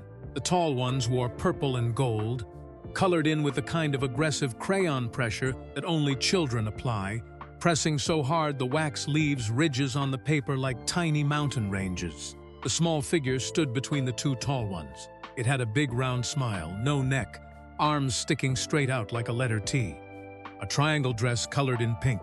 At the bottom, in a child's handwriting, the kind where every letter is a different size and the baseline wanders like a river that can't decide which way to flow, were 5 words. Daddy and Uncle. Shaq. Shaq's breath caught. He knew this handwriting, not because he had seen this specific drawing before, but because he had seen birthday cards, holiday cards, the kind of small, earnest, imperfect messages that children send to the adults in their orbit, and that those adults keep in drawers and boxes and wallets for the rest of their lives. This was Natalia's handwriting, Kobe's oldest daughter, born January 19, 2003. But wait, the box was sealed in February 2000. Natalia wasn't born until 2003. She couldn't have been more than a toddler. Far too young to write like this. This handwriting belonged to a child of 7 or 8, maybe 9, which meant this drawing wasn't in the original box, which meant someone had opened it, after it was sealed, after Terrence helped Kobe place it in the concrete. Someone had come back, lifted the panel, opened the box, and added this drawing. Shaq looked at Terrence. Did anyone else know about the box? Did anyone come back? Terrence shook his head. Not that I saw. But I wasn't there every night. I retired from that site in 2003. After that, I wouldn't have known. Shaq looked at the drawing again, at the 3 stick figures, at the small one in the pink triangle dress with the enormous smile, at the words that a child had written with the absolute certainty that the 2 tall men in purple and gold would always be together. Daddy and Uncle Shaq. Uncle. Kobe's daughter called him Uncle Shaq, which meant that in whatever year this drawing was made, 2009, 2010, 2011, despite the trade, despite the silence, despite everything the cameras showed, Kobe was still talking about Shaq at home, still mentioning him, still keeping him present in the family narrative, still making sure his children knew that the giant on television wasn't just a former teammate. He was family. And Natalia drew him that way, purple and gold, standing next to her daddy, smiling. Shaq held the drawing against his chest. He closed his eyes. The tears came without permission, without warning, without the dignity of a deep breath first. They just came, fast and hard and hot, the way tears come when you've been holding them so long that the dam doesn't crack. It collapses. Terrence put his hand on Shaq's back. The old man's hand was small against the giant's frame. It covered maybe 5% of Shaq's upper back, but it was there. Steady, present, the way a lighthouse doesn't need to be the size of the storm. It just needs to stay lit. They sat like that for a long time. The giant and the guardian, the ocean below them, keeping its ancient rhythm. The guitar player near the rose garden switching to another song, something that might have been a lullaby, played so softly it blended with the wind. Then Shaq opened his eyes, wiped his face with the heels of both hands, looked at the bench, at the 4 items laid out beside him, the photo, the tape, the coin, the drawing. One item left, the letter. He picked up the folded piece of paper, held it in both hands, felt the weight of Kobe's words through the folds. You don't have to read it out loud, Terrence said gently. Yes, I do, Shaq said. I spent 20 years not saying things out loud. That's how things get lost. That's how people disappear. He unfolded the letter. And Kobe's voice. Not the voice on the tape, not the voice on the voicemail, but the voice that lives in handwriting, the voice that hides between the curves of letters and the pressure of pen on paper rose from the page like a hymn from an empty church. But the letter is its own chapter. Because what Kobe wrote on that page deserves its own silence, its own space, its own room in this story where nothing else is allowed to make noise. And that room is next. The wind stopped. Not gradually. Not the way wind normally dies down, in stages, softening like a lowering at the end of a sentence. It just stopped, completely, as if the air itself had been told to hold still, as if the ocean, the trees, the city, and every molecule between Santa Monica and the San Gabriel Mountains had collectively agreed to shut up for 3 minutes, so that a dead man's words could be heard. Shaq unfolded the letter. The paper was white, slightly yellowed at the edges from 25 years inside a metal box. No lines, no letterhead, just Kobe's handwriting, black ink, sharp slant, filling the page from margin to margin the way Kobe filled everything. Completely, without apology, without wasted space. The letters were small, tight, controlled. The handwriting of a man who practiced penmanship the way he practiced free throws. Not because it came naturally, but because he refused to do anything at less than full capacity. Even the way he formed his G's was deliberate. Even the way he crossed his T's looked like it had been drilled 10,000 times. Shaq held the letter in both hands. The paper trembled, not from the wind. From him, he began to read, out loud, the way he said he would. Because things that aren't spoken out loud get lost, and he had lost enough. Shaq. His voice cracked on the first word. Just the name, just the 4 letters. And already his throat was tightening, like someone was turning a wrench on his vocal cords. He swallowed, steadied himself, continued. If you're reading this, then one of 2 things happened. Either we got old and I finally told you about this box in person, and we're laughing about it over bad coffee somewhere. Shaq paused, smiled, a broken smile. The kind that can't decide whether it belongs to joy or grief, so it shows up as both and apologizes for neither. or something happened to me, and someone made sure you found it anyway." The smile disappeared. Terrence lowered his head. Renata, standing by the eucalyptus tree, pressed her hand against the bark and held on. "I'm writing this on March 11, 2000. We just beat Portland by 12. March 11, 2000. Los Angeles Lakers versus Portland Trailblazers. Regular season. Staples Center. Shaq remembered the game the way you remember a Tuesday from a year that changed your life. Not the details, but the feeling. The feeling of being 27 years old and unstoppable. The feeling of playing alongside someone who matched your fire even when you wished he'd turn it down. You had 30 and 14? I had 22. Shaq closed his eyes. He didn't remember the exact stat line, but the numbers sounded right. They always sounded right when Kobe cited them. The man remembered every box score the way a musician remembers every note in a song they wrote at 19. We didn't talk in the locker room after. You went left, I went right, same as always. Two guys winning together but walking alone. Shaq opened his eyes. Read the next line slowly. Each word a stone placed carefully on a path, leading somewhere he wasn't sure he could go. I need you to know something. I need you to know that every time we fought, every time I said something cold, every time I acted like I didn't need you, I was lying. The bench creaked. Or maybe that was Shaq's chest. It was hard to tell. The sounds were similar. Wood under pressure. A frame holding more than it was built to hold. I needed you more than I ever admitted. You were the first person who made me feel like I could win it all. Before you, I was just a kid with a jumper and a chip on my shoulder.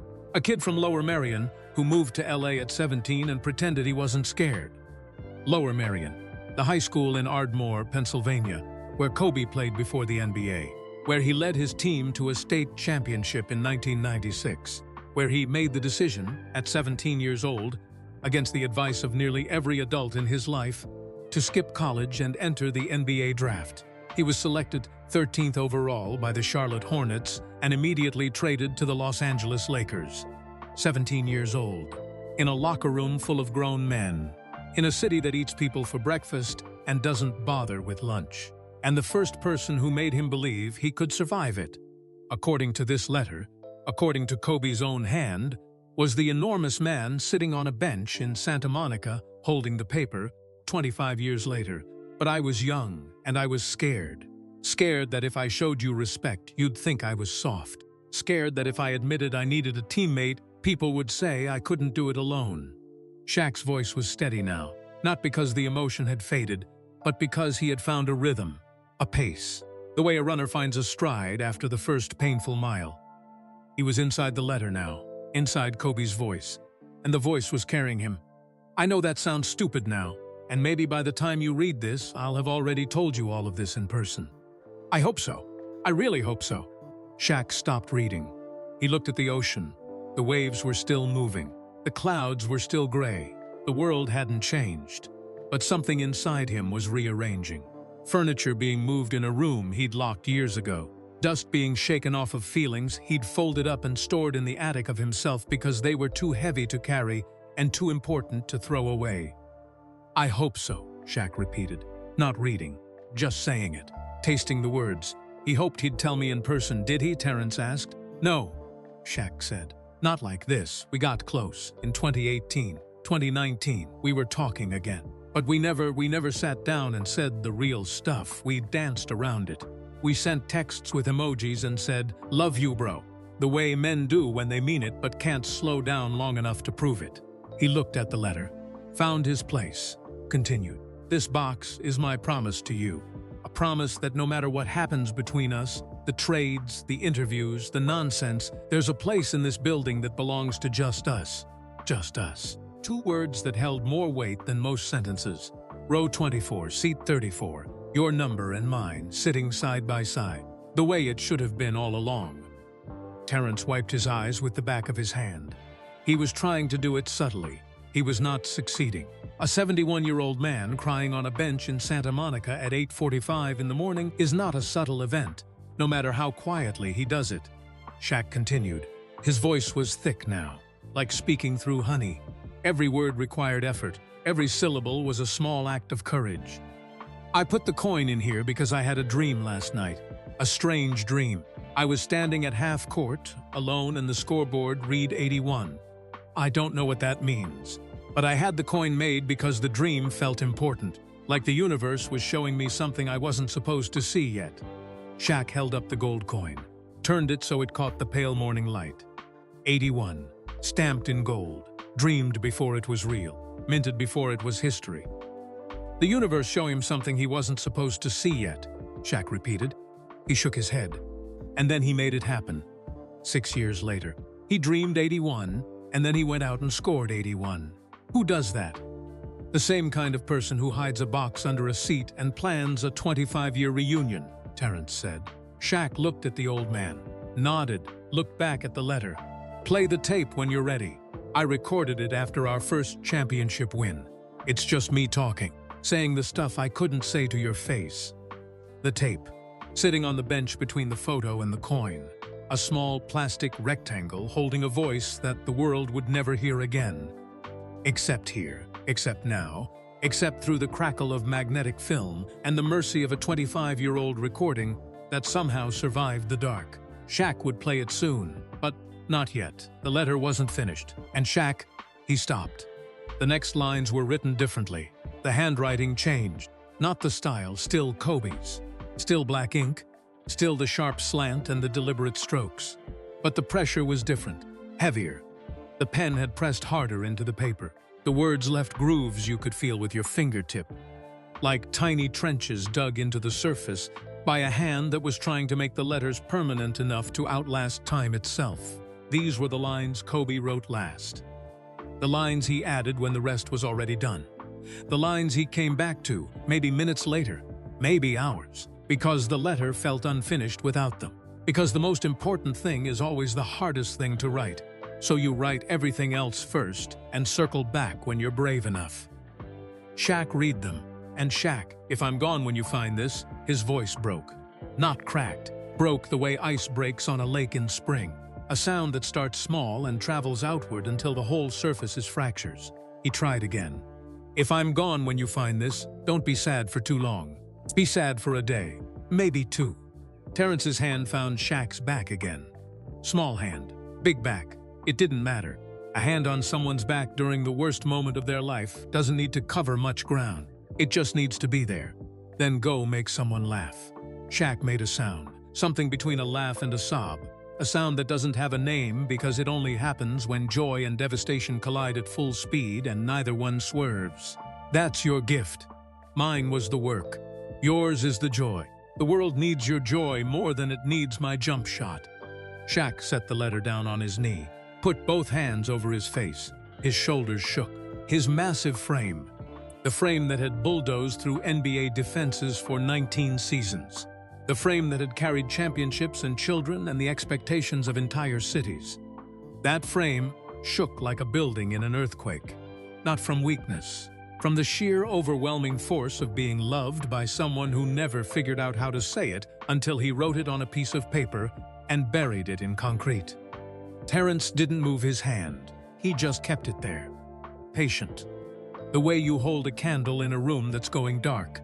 Not because the candle can stop the darkness, but because the person beside you needs to know there's still a light. The ocean moved below them, wave after wave after wave. The same rhythm it had kept for 10,000 years. The same rhythm it would keep for 10,000 more. Indifferent to human pain, but somehow in its constancy, offering the only comfort that nature knows how to give. The assurance that the world goes on. That the tide comes back. That the waves keep working. Even when nobody is watching. Renata stood by the eucalyptus tree with tears running down both cheeks and didn't bother wiping them. She had spent 4 years inside Kobe Bryant's archive. She had read his journals, his letters, his training notes and his business plans, and the bedtime stories he wrote for daughters who would grow up without him. She thought she had made peace with the grief. She thought the clinical distance of her work, the gloves, the acid-free folders, the indexing system, had insulated her from the weight of what she handled. She was wrong, because hearing Kobe's words spoken out loud, in the voice of the man they were written for, on a bench overlooking the ocean where Kobe used to sit and watch the waves, that was different. That was the difference between reading about a fire and standing in the heat of one. Shaq lowered his hands. His face was wet. His eyes were swollen. He looked like a man who had been pulled from deep water, gasping, disoriented, grateful to be breathing. He picked up the letter, found the last 2 lines, the ones at the very bottom of the page, written slightly larger than the rest, underlined once. The only words in the entire letter that Kobe had underlined, because they were the ones he wanted to make sure survived, the ones he wanted to be louder than everything else, the ones that mattered most. Shaq read them. "I love you, brother. I always did." And then, underneath, like a signature on a painting, Bean. The letter was finished. Shaq folded it, carefully, along the same creases Kobe had made 25 years ago. He placed it back in the box, on top of the photo, on top of the coin, on top of the drawing, like a blanket laid over sleeping children. He closed the lid, not because he was done, but because some things need a moment of darkness between chapters. A pause, a breath, a space where the words can settle into the bones before the next thing comes. He sat on the bench with the box on his lap and the ocean in front of him, and the weight of 2 decades of silence finally, converted into something that made sense, not healed. Healing takes longer than a morning, but converted, transformed. The way pressure turns carbon into diamond. The way grief, given enough time and enough love, turns into gratitude. "That man loved you," Terrence said. "I know," Shaq said. "Did you love him?" "More than I ever told him." "Then you're even." Shaq looked at Terrence. The old man's face was wet. His Lakers cap was slightly crooked. His cane still lay across both their laps like a bridge. "We're even," Shaq repeated, and for the first time the word felt true. Not balanced, not fair, not the kind of even that means everything worked out perfectly. The kind that means we both owed each other something, and the debt has been acknowledged. And that's enough. That's enough. The guitar player near the rose garden had stopped. The jogger was gone. The woman with the paperback had closed her book and was watching the ocean as if she, too, could feel that something important had happened nearby. Or maybe she was just watching the ocean. Sometimes the ocean is enough. Shaq looked at the cassette tape sitting on the bench beside him. For Shaq, play when ready. He wasn't ready. But Kobe's letter had told him something he already knew. The important things don't wait until you're ready. They wait until you show up. And he had shown up. He had flown across the country in the middle of the night. He had knelt on a concrete floor with a 71-year-old stranger. He had opened a box that his dead brother had buried for him a quarter century ago. He had shown up. Now it was time to press play. "Renata," he said, "we need that cassette player." Renata was already moving before the sentence ended. She had anticipated this. Not the exact moment. You can't predict when a man decides he's ready to hear his dead brother's voice one more time. But she knew it was coming. She had known since she first read the label on the cassette tape in the storage facility in Irvine. For Shaq, play when ready. Which meant someone, somewhere at some point, was going to need a machine that the rest of the world had abandoned 2 decades ago. She got in the Suburban, pulled away from the curb, turned south on Ocean Avenue, then east on Pico Boulevard, then south again on Lincoln. The long, flat artery that runs through the belly of West Los Angeles like a vein through an arm. She didn't use GPS. She had done her research 2 days ago, the way she researched everything, thoroughly, quietly, with the precision of a woman who spent her life finding things that other people had forgotten existed.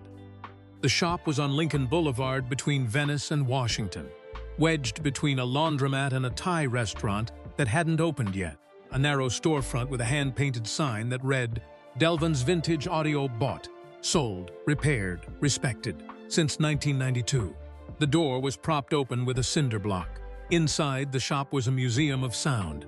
Shelves stacked floor to ceiling with receivers, turntables, reel-to-reel decks, equalizers and amplifiers from every decade since Eisenhower. The air smelled like solder and old vinyl and the particular brand of dust that accumulates only in places where time moves at its own speed. Behind the counter stood Delvon Price, 63 years old, tall, thin, wire-rimmed glasses sitting at the end of a nose that looked like it had been broken at least once and reset by someone who wasn't a doctor. He wore a faded Stevie Wonder t-shirt, Songs in the Key of Life Tour 1977, and cargo shorts that had been washed so many times they were more memory than fabric. Delvin had opened this shop in 1992 with $400 and a conviction that the world was making a mistake by throwing away its machines. Cassette players, record players, 8-tracks, the things that made music physical, tangible. Something you could hold in your hands and feel in your fingertips. He believed that sound was meant to live in objects, not in clouds, and he had spent 33 years proving it to anyone who walked through his door.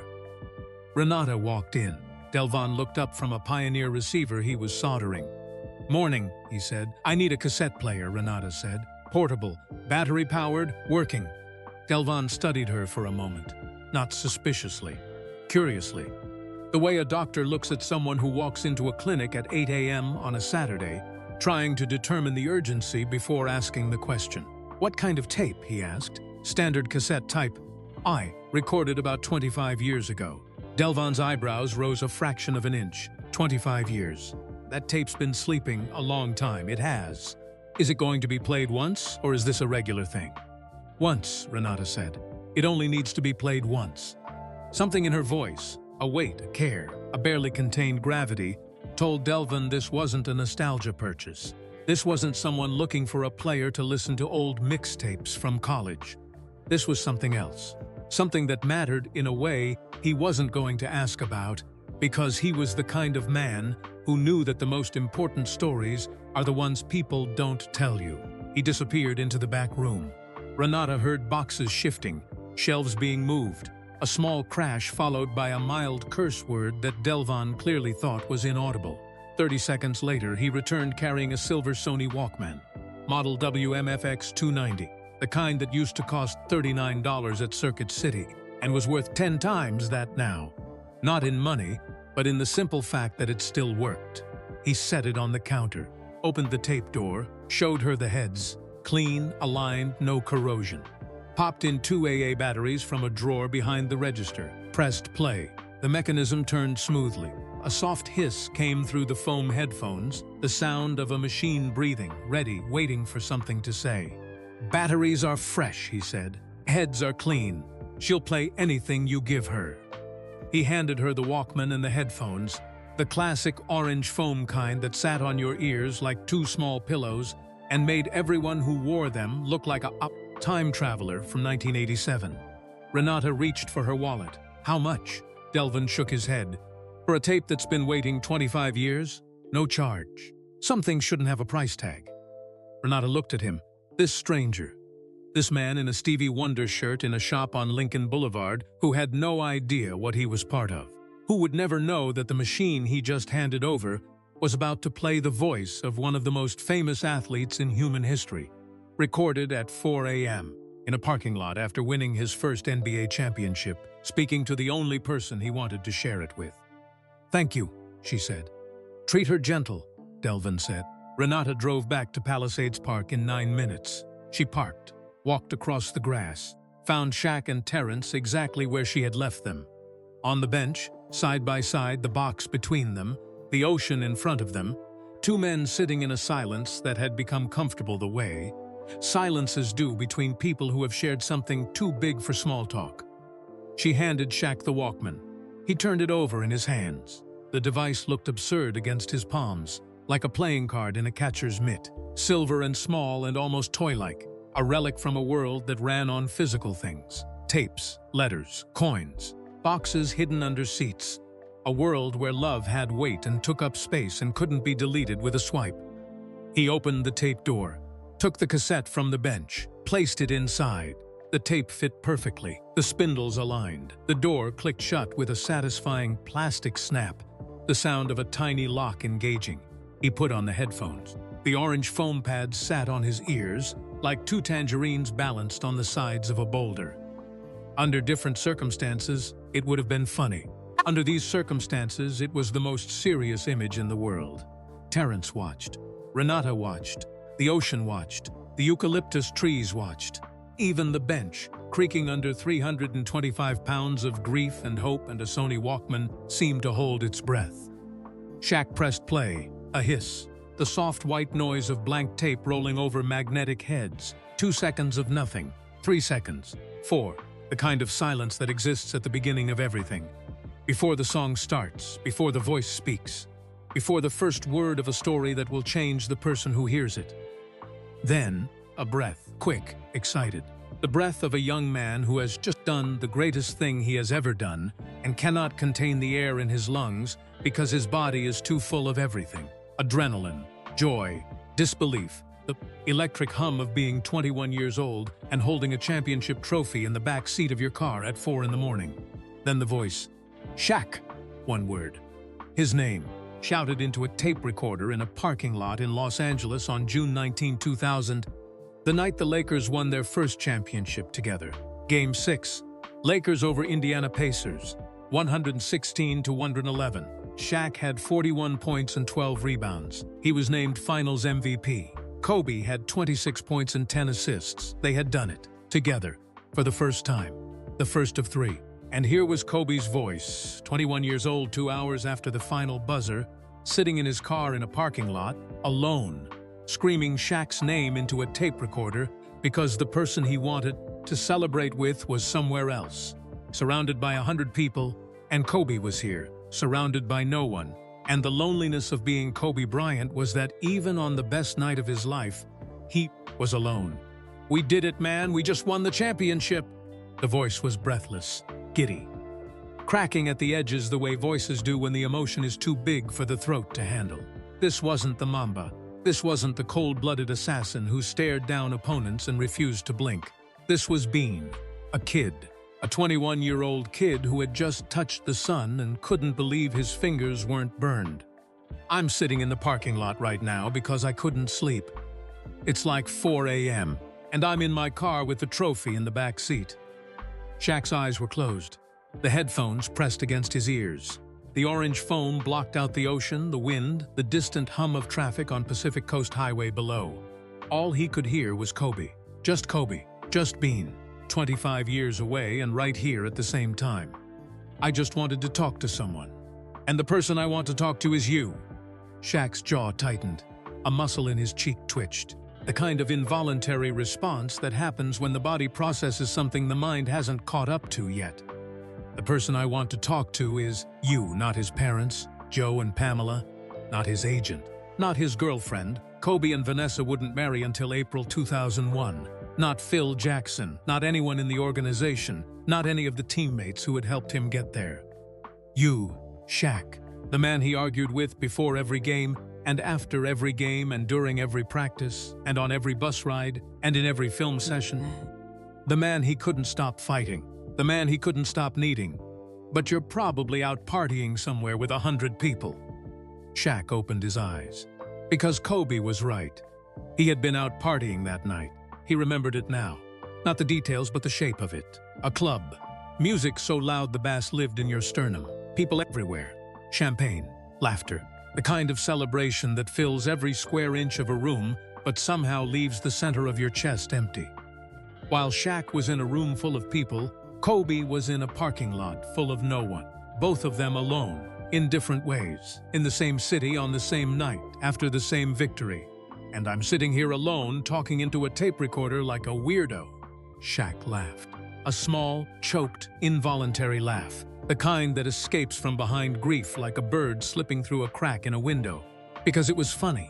It was so perfectly, painfully, absurdly Kobe.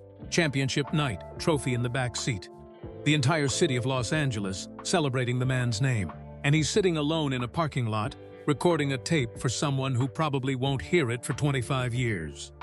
That was Kobe, the man who prepared for everything, including the conversations he wasn't brave enough to have in real time. But listen, tonight was the best night of my life, and it's because of you. Shaq stopped laughing.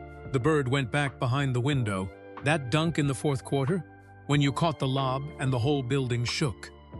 Game 6 of the 2000 NBA Finals. Fourth quarter, Lakers clinging to a lead. Kobe drove the lane, drew 2 defenders, and threw an alley-oop pass to Shaq, who caught it at the peak of his jump and slammed it through the rim with a force that made the stanchion vibrate and floor tremble, and 19,000 people scream at a frequency that wasn't entirely human. Shaq remembered that dunk. Not because he remembered every dunk, there were thousands, but because of what happened after. The thing Kobe was about to describe. The thing that lived in both their memories like a photograph neither one had ever developed. I swear, the floor moved. I felt it in my feet. Terrence, sitting beside Shaq, couldn't hear the tape, but he could see Shaq's face, and he could read that face the way a farmer reads weather. Not from instruments, but from feeling. From the shift in pressure. From the way the air changes before something arrives. Something was arriving. And I looked at you, and you looked at me, and for 1 second we didn't have to say anything. We just knew. Shaq's hand came up to his chest, pressed flat against his sternum, over his heart. The way you press your hand against a wall to see if it's still solid. The way you press your hand against your own body to see if you're still there. We knew we were the best. Not me, not you. Us. Us, the word that Kobe could never say out loud. The word that lived in a box under a seat for 25 years because it was too sacred for locker rooms and too honest for interviews and too vulnerable for two young men who had been taught by the world that greatness means standing alone. Us. I want to feel that again. 100 more times. I want us to build something they talk about forever. They did. 3 championships, 3 parades, 3 trophies raised together in a building they filled to the ceiling with noise and history. And a rivalry that was actually a partnership, that was actually a brotherhood, that was actually love. But they only got 3, not 100. 3, because pride is expensive and time is cheap until it runs out. I know we're gonna fight. I know we're gonna drive each other crazy. Shaq nodded, eyes closed, headphones on, nodding at a voice that couldn't see him, agreeing with a prediction that had already come true in every possible way. But I also know this. Nobody on this planet can do what we do together. Nobody. Nobody. Not Jordan and Pippen, not Magic and Kareem, not Duncan and Robinson, not any combination of 2 players in any era of any sport.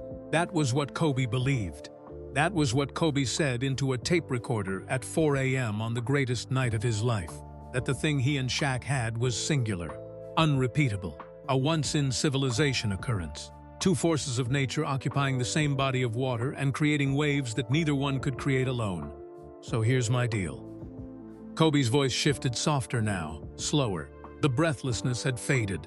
The giddiness had settled into something deeper. Something that sounded like a man making a promise to himself. I'm going to hide this tape in a box.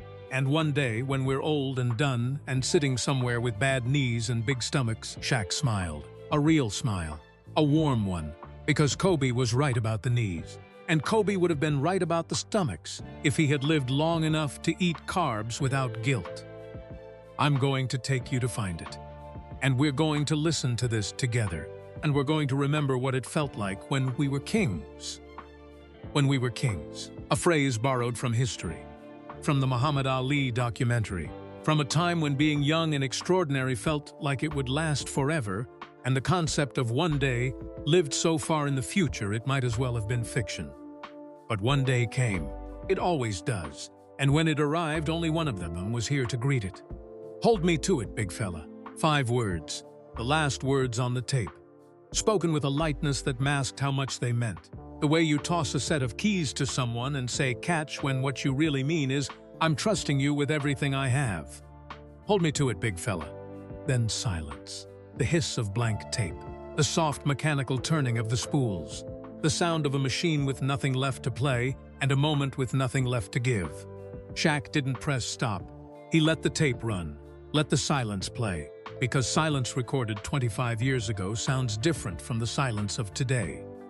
It sounds inhabited, like the room it was recorded in left its fingerprints on the magnetic film, like the parking lot and the trophy and the back seat of Kobe's car and the 4 a.m. stillness of a city that had just witnessed history. All of it was encoded in the hiss. A ghost of a night, a fossil of a feeling. Shaq sat with that silence for a long time. The tape ran to the end. The mechanism clicked, auto-stop. The spools went still. He pulled the headphones off, set them on the bench. The orange foam pads were wet. Sweat or tears or both. It didn't matter. Moisture is moisture. The body doesn't label its liquids by emotion. He looked at Terrence. The old man was watching him with eyes that had seen a lot of life and were not yet tired of seeing more. "What did he say?" Terrence asked. Shaq was quiet for a moment. Then, he said, "Hold me to it." "To what?" "To us, to remembering what it felt like." Terrence looked at the ocean. The waves caught the light, the clouds had thinned slightly, and a pale white glow was spreading across the water like a rumor. "And," Terrence said, "are you holding?" Shaq looked at the Walkman, at the tape inside it, at the box on the bench, at the photo of two men smiling on a basketball court 25 years ago, when the world was young and everything was possible. And neither of them knew that the sentence they were writing together would end before the last word was spoken. "I'm holding," Shaq said. Terrence nodded. "Good." They sat in silence, the comfortable kind. The kind that doesn't need to be filled, because it's already full. Then Shaq turned to Renata, who had returned to her post by the eucalyptus tree. Silent, steady, her face carrying the controlled composure of a woman who had spent her entire career handling other people's sacred objects and had just heard one played out loud for the first time. "Renata," Shaq said, "you said I wasn't the only one who got a message from Kobe this week." He reached into his jacket pocket, pulled out the white envelope he had found wedged between seat 34 and seat 35 in the arena. The one nobody could explain, the one that wasn't in the notebook, the one that someone had placed there recently, within days, maybe hours. Who else knows about this box? Renata's face changed. The composure cracked, just slightly. Just enough for Shaq to see that underneath the professionalism and the archival training and the 4 years of working with Kobe's legacy, there was a woman who had just been caught off guard. "I don't know," she said. "I don't know who left that envelope. Someone was in that arena before us." "Yes, someone who knew exactly where to go." "Section 8, row 24, between seat 34 and seat 35. "Yes." Shaq held up the envelope, white, sealed, no name, no return address. No markings of any kind except for a single detail he hadn't noticed until right now. Right now, in the angled morning light, tilting the envelope just so. A fingerprint. A small purple fingerprint on the lower right corner. Not ink, not paint, crayon, purple crayon. The same shade of purple that colored the jerseys on Natalia's stick figure drawing. The drawing that was added to the box years after it was sealed. Shaq looked at the fingerprint, looked at the drawing, looked at the envelope. "This wasn't left by a stranger," he said slowly. Renata's eyes widened. Terrence leaned forward on his cane. The ocean kept moving. The waves kept working. And somewhere in Los Angeles, someone who loved Kobe Bryant. Someone who had inherited his planning, his precision, his pathological inability to leave a story unfinished, had placed the final piece of the puzzle exactly where it needed to be. And Shaq was holding it in his hand, unopened. But not for long. Shaq held the envelope the way a man holds a grenade he found in a garden. Carefully, respectfully, with the full understanding that what's inside could change the shape of everything around it. The purple crayon fingerprint stared up at him from the corner. Small, smudged, the kind of mark a child leaves without thinking. A thumbprint pressed into paper during a moment of creation, when hands are covered in color, and the world is made of construction paper and imagination and the unshakable belief that drawing something makes it real. "That's not a child's fingerprint," Renata said quietly. She had moved closer. She was standing at the edge of the bench. Now her arms crossed, her archival brain working through the evidence the way it worked through every document she had ever cataloged. Systematically, precisely following the trail of physical details to their logical conclusion. "It's too large for a small child," she continued, "but it's crayon, purple crayon. The same brand, the same shade, as the crayon used in Natalia's drawing." Shaq looked at the drawing on the bench. The stick figures, the purple and gold jerseys, the small figure in the pink dress with the enormous smile. Daddy and Uncle Shaq. Written by Natalia Bryant at age 7 or 8. Added to the box by Kobe sometime between 2010 and 2011. Then he looked at the envelope. The purple fingerprint. Natalia Bryant was 22 years old now. A student at the University of Southern California. Kobe's firstborn. The daughter who carried her father's intensity but wore it differently. Quieter, steadier, the kind of fire that doesn't roar but never goes out. "You think Natalia left this," Shaq said. Renata didn't answer immediately. She was choosing her words the way she chose archival folders, deliberately, knowing that what she placed inside them would be preserved. "I think," she said, "that when Vanessa read the notebook, the one that said, 'For Diesel,' she didn't just call me. I think she told her daughters. I think she told them what their father had hidden. And I think one of them decided that the box wasn't complete." Shaq looked at the envelope, then at the ocean, then at the envelope again. "One of them went to the arena," he said. "Before us. Within the last few days. Someone who knew the exact location. Someone Vanessa would have trusted with the information. Someone who felt that whatever their father had started, the family needed to finish." Terrence shifted on the bench. His cane rolled slightly across his lap. He caught it with a practiced hand. "The girl," he said. His voice was low, reverent. "The girl who drew the picture, she came back. The simplicity of it landed like a stone dropped into still water, ripples spreading outward in every direction. Natalia. The little girl in the pink triangle dress. The child who drew her daddy and Uncle Shaq, standing side by side in purple and gold with smiles that took up half their faces. That girl, now a young woman, now carrying the weight of a last name that meant everything to a city and a sport and a family that would never be whole again, had gone to the arena, had found the seat, had placed an envelope between seat 34 and seat 35, and had left a purple fingerprint as a signature. Not in ink, not in cursive, in crayon. The same medium she had used 15 years ago when she first drew herself into her father's secret. A language only the family spoke. A mark that said, "This is from us." Shaq ran his thumb over the fingerprint, gently, the way you touch a photograph of someone you haven't seen in a long time. Not to feel the paper, to feel the person. "Open it," Terrence said. Shaq slid his finger under the flap. The seal broke cleanly. Inside was a single card, white, folded once, handwritten. Not in Kobe's handwriting this time, in Vanessa's. Shaq recognized it immediately. He had received cards from Vanessa before. Birthday cards, thank you notes. The kind of correspondence that families exchange when they share a history too deep for casual texting. Her handwriting was rounder than Kobe's, softer. The letters leaned slightly to the right, like flowers tilting toward sunlight. He opened the card. Shaq, Kobe came back to the box 3 times. 3 times. Shaq looked at the metal box on the bench. The box that Terrence had helped hide in February 2000.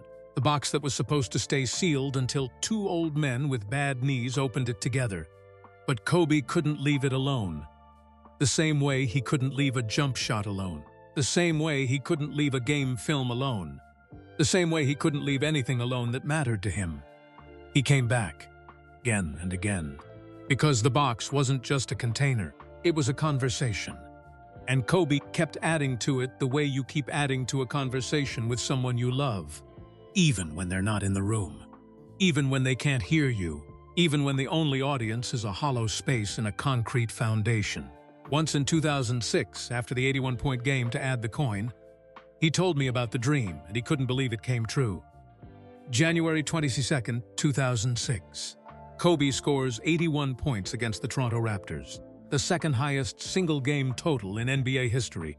And the first thing he does, not that night, not that week, but soon after, is go back to the arena. Back to Section 8. Back to row 24. Back to seat 34. He lifts the panel, opens the box, places the gold coin inside. The coin he had minted 6 years earlier because of a dream he couldn't explain. A dream where the scoreboard read 81.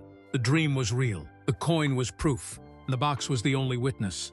Shaq imagined Kobe alone in the arena at midnight. Again. The same ritual, the same pilgrimage, kneeling in front of a seat in an empty building, adding another chapter to a story that only one other person would ever read. A story addressed to a man who at that point in 2006, Kobe hadn't spoken to in 2 years. It didn't matter. The box didn't require a reply. The box was patient. The box was Kobe's way of talking to Shaq without Shaq having to listen. A one-way conversation with a 20-year delivery delay. The longest voicemail in history. Once in 2016, after his last game to add Natalia's drawing. She made it when she was 8. He cried in the parking lot. April 13, 2016. Kobe's final NBA game. Lakers versus Utah Jazz. Staples Center. Kobe scored 60 points. 60 in his last game at age 37 with a body held together by tape, cortisone, and an iron will that had been forged in the gym at 4 a.m. Every day for 20 years. The crowd chanted his name. The arena shook. When the final buzzer sounded, Kobe stood at center court and said two words that became immortal. Mamba out. Then he walked off the court for the last time.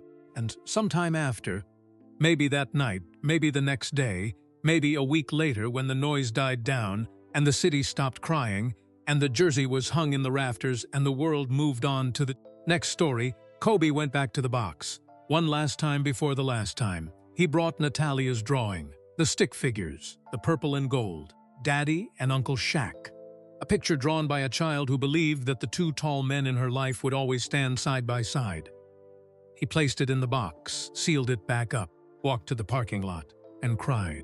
Kobe Bryant, the man who hit the game-winning shot and stared down the camera without blinking, the man who played an entire game on a torn Achilles tendon, the man whose nickname was a reference to one of the deadliest snakes on earth, sat alone in a parking lot and cried over a crayon drawing made by his daughter.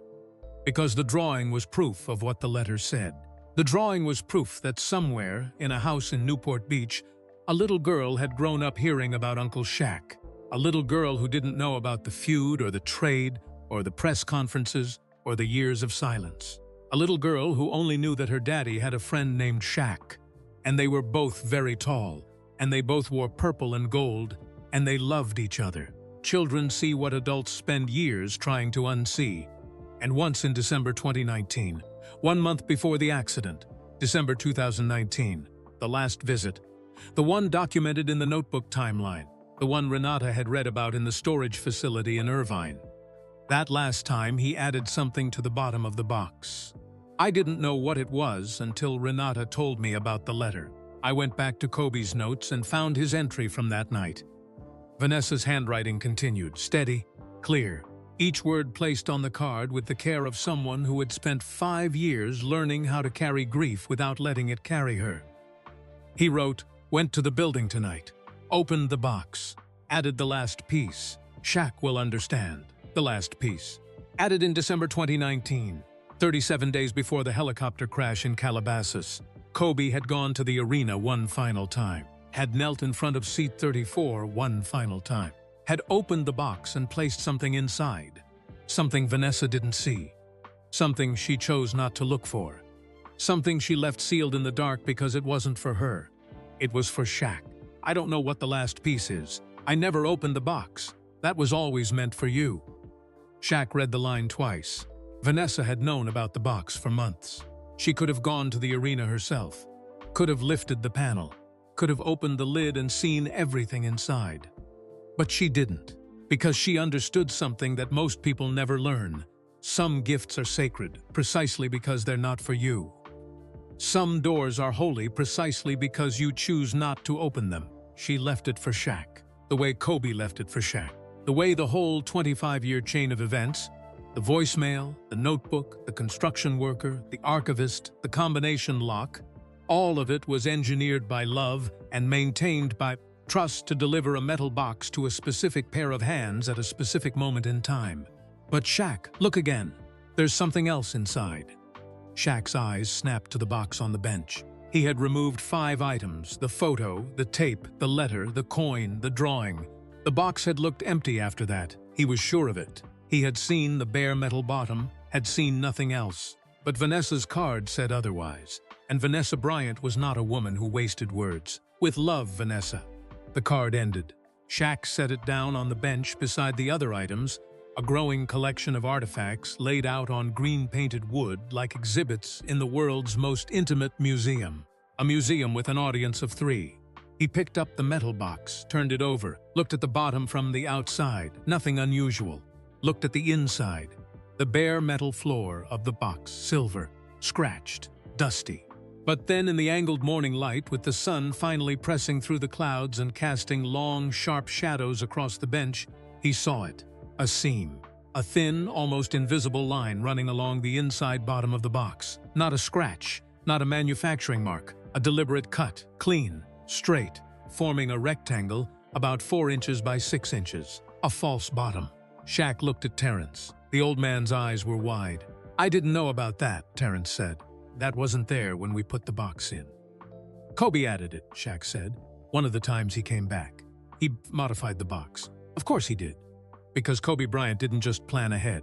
He built infrastructure for his plans. He created hidden compartments inside hidden compartments. He nested his secrets like Russian dolls, each one containing another, each one requiring a deeper level of trust to reach. Shaq slid his fingernail into the seam, pressed down. The false bottom shifted. He pried it up carefully. The way Terrence had pried up the seat panel an hour ago. The way Renata had pried open the lid of the archival box in Irvine. The way every person in this story had opened every container with the same mixture of reverence and terror that comes from knowing that what's inside will change you. The false bottom came free. Underneath it, in a space no thicker than a deck of cards, lay one more item. The last thing Kobe Bryant ever placed in the box. But the thing he added in December 2019, 37 days before he died. The thing Vanessa had never seen. The thing Shaq was now looking at with an expression that Terrence would later describe as the face of a man who just found out the universe is bigger than he thought. Shaq reached in, pulled it out, and now, finally, after 25 years, after a voicemail and a notebook and a flight and a construction worker and an archivist and a bench overlooking the Pacific Ocean and a cassette tape played on a borrowed Walkman with orange foam headphones, now we can tell you what it was. But not in this chapter. Because the last piece deserves its own moment, its own breath, its own space in the silence between one heartbeat and the next. And that moment is next. It was a ticket, a single basketball ticket, printed on heavy cardstock, the kind they used to give to courtside guests before everything went digital, and a $60,000 seat became a QR code on a phone screen. This was physical, real. Something you could hold between your fingers and feel the weight of the event it promised. Shaq held it up to the light. Los Angeles Lakers versus San Antonio Spurs. Staples Center, Los Angeles, California. February 7, 2020. Section. Courtside. Row AA. Seat 1. Admit 1. February 7, 2020. 7 days after the crash. Shaq stared at the date, read it again and again. And a third time, because dates are just numbers until they collide with history, and then they become gravestones. February 2, 2020. The game happened. The Lakers played that night. The entire arena was draped in purple and gold. Every seat had a jersey on it. A number 8 on one, a number 24 on the other, alternating throughout the building like a heartbeat rendered in fabric. LeBron James spoke before the game. Usher sang. Boy's Men performed the national anthem. 20,000 people wept openly in a building that had been constructed for joy and was now holding the largest funeral a sport had ever seen. Shaq was on television that night, TNT. He sat behind the desk in Atlanta, 3,000 miles from the arena, trying to hold himself together. He didn't have known that a courtside ticket with his name on it was sitting in a metal box beneath seat 34, waiting for a night that would never happen. He turned the ticket over. On the back, in Kobe's handwriting, black ink, sharp slant, but softer than the letter, softer than the notebook, softer than anything Kobe had ever written. As if the pen itself knew that these words were the last ones it would ever write for this purpose. Were 4 sentences. This seat is for me. Save the one next to it for you. Let's watch one together. Just us, no cameras, no noise. Like 2 brothers. Shaq read the words. Then he read them again. Then he couldn't read them anymore because his eyes were full and the words were drowning. Kobe had bought 2 courtside seats for the February 2 game, one for himself, one for Shaq. He was going to invite him. He was going to call, maybe that week, maybe the week before, and say something casual, something Kobe. Something like, yo, big fella, you free on the 2nd? Come watch the kids play. I'll save you a seat. And they would have gone, side by side. 2 retired legends sitting courtside at the arena they built, watching a new generation play the game that gave them everything. No microphones, no analysts, no debate about who was better or whose team it really was.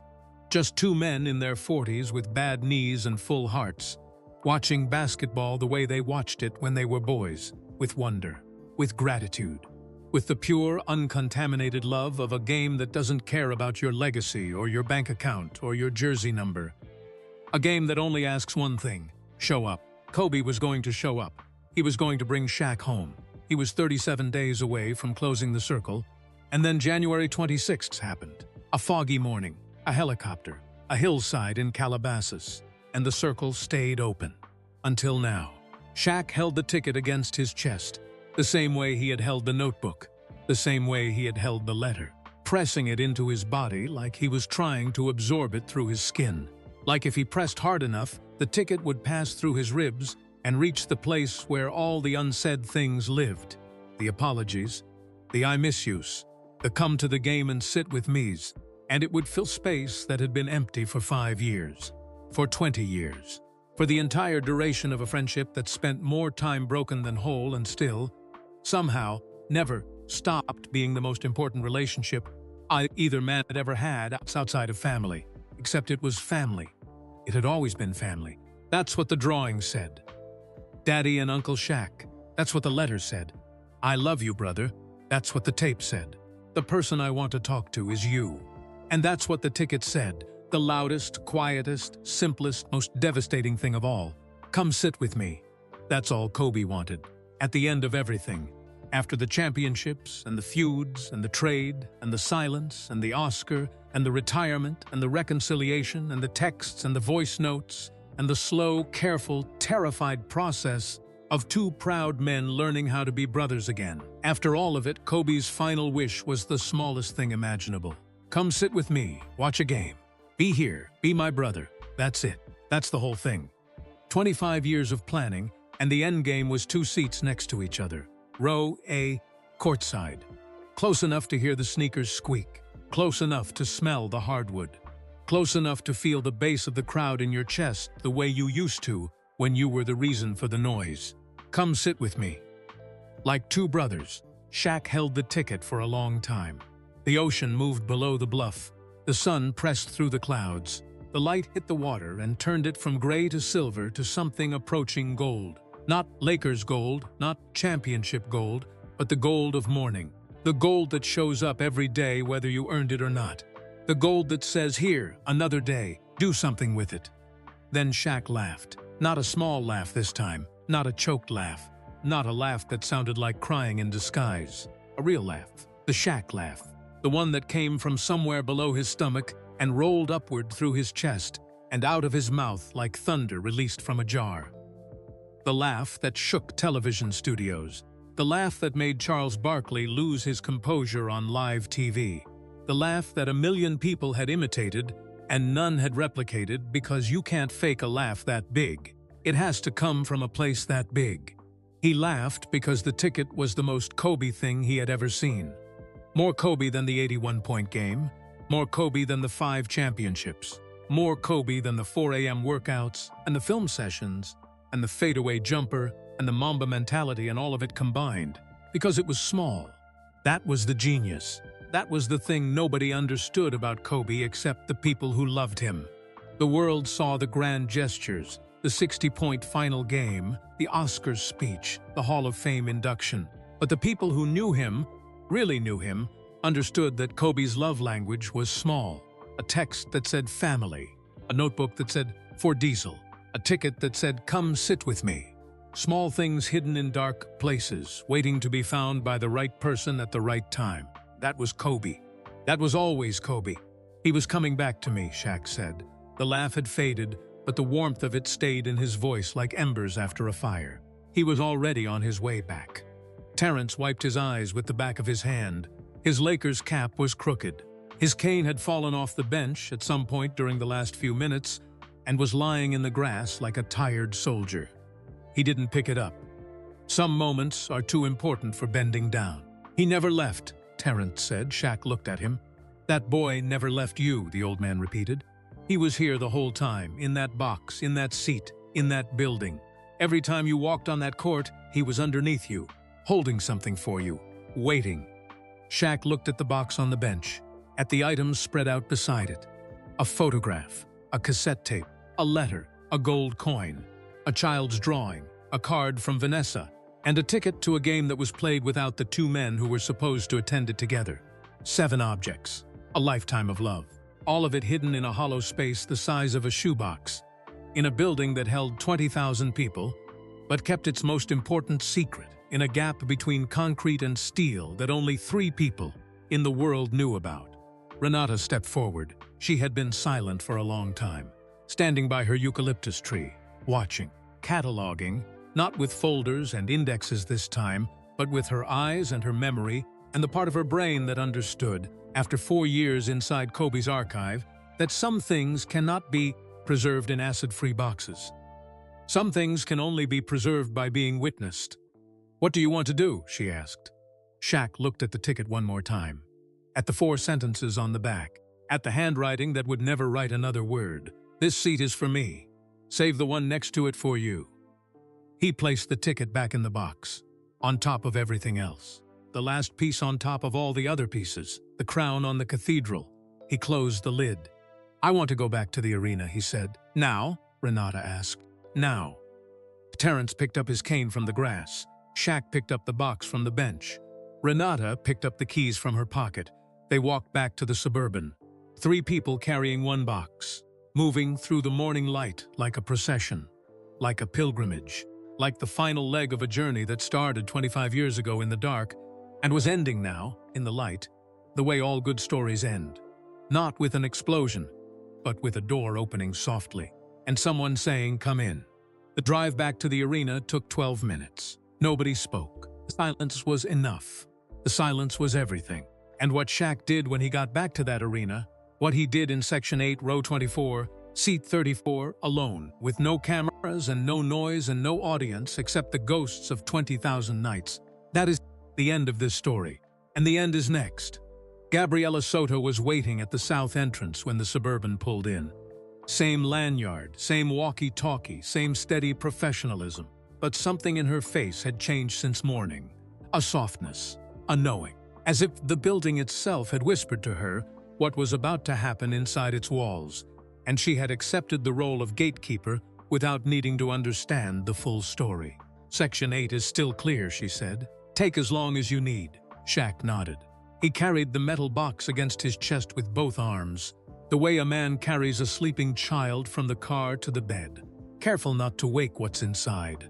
Not because it might break, but because what's inside is dreaming, and the dream is too important to interrupt.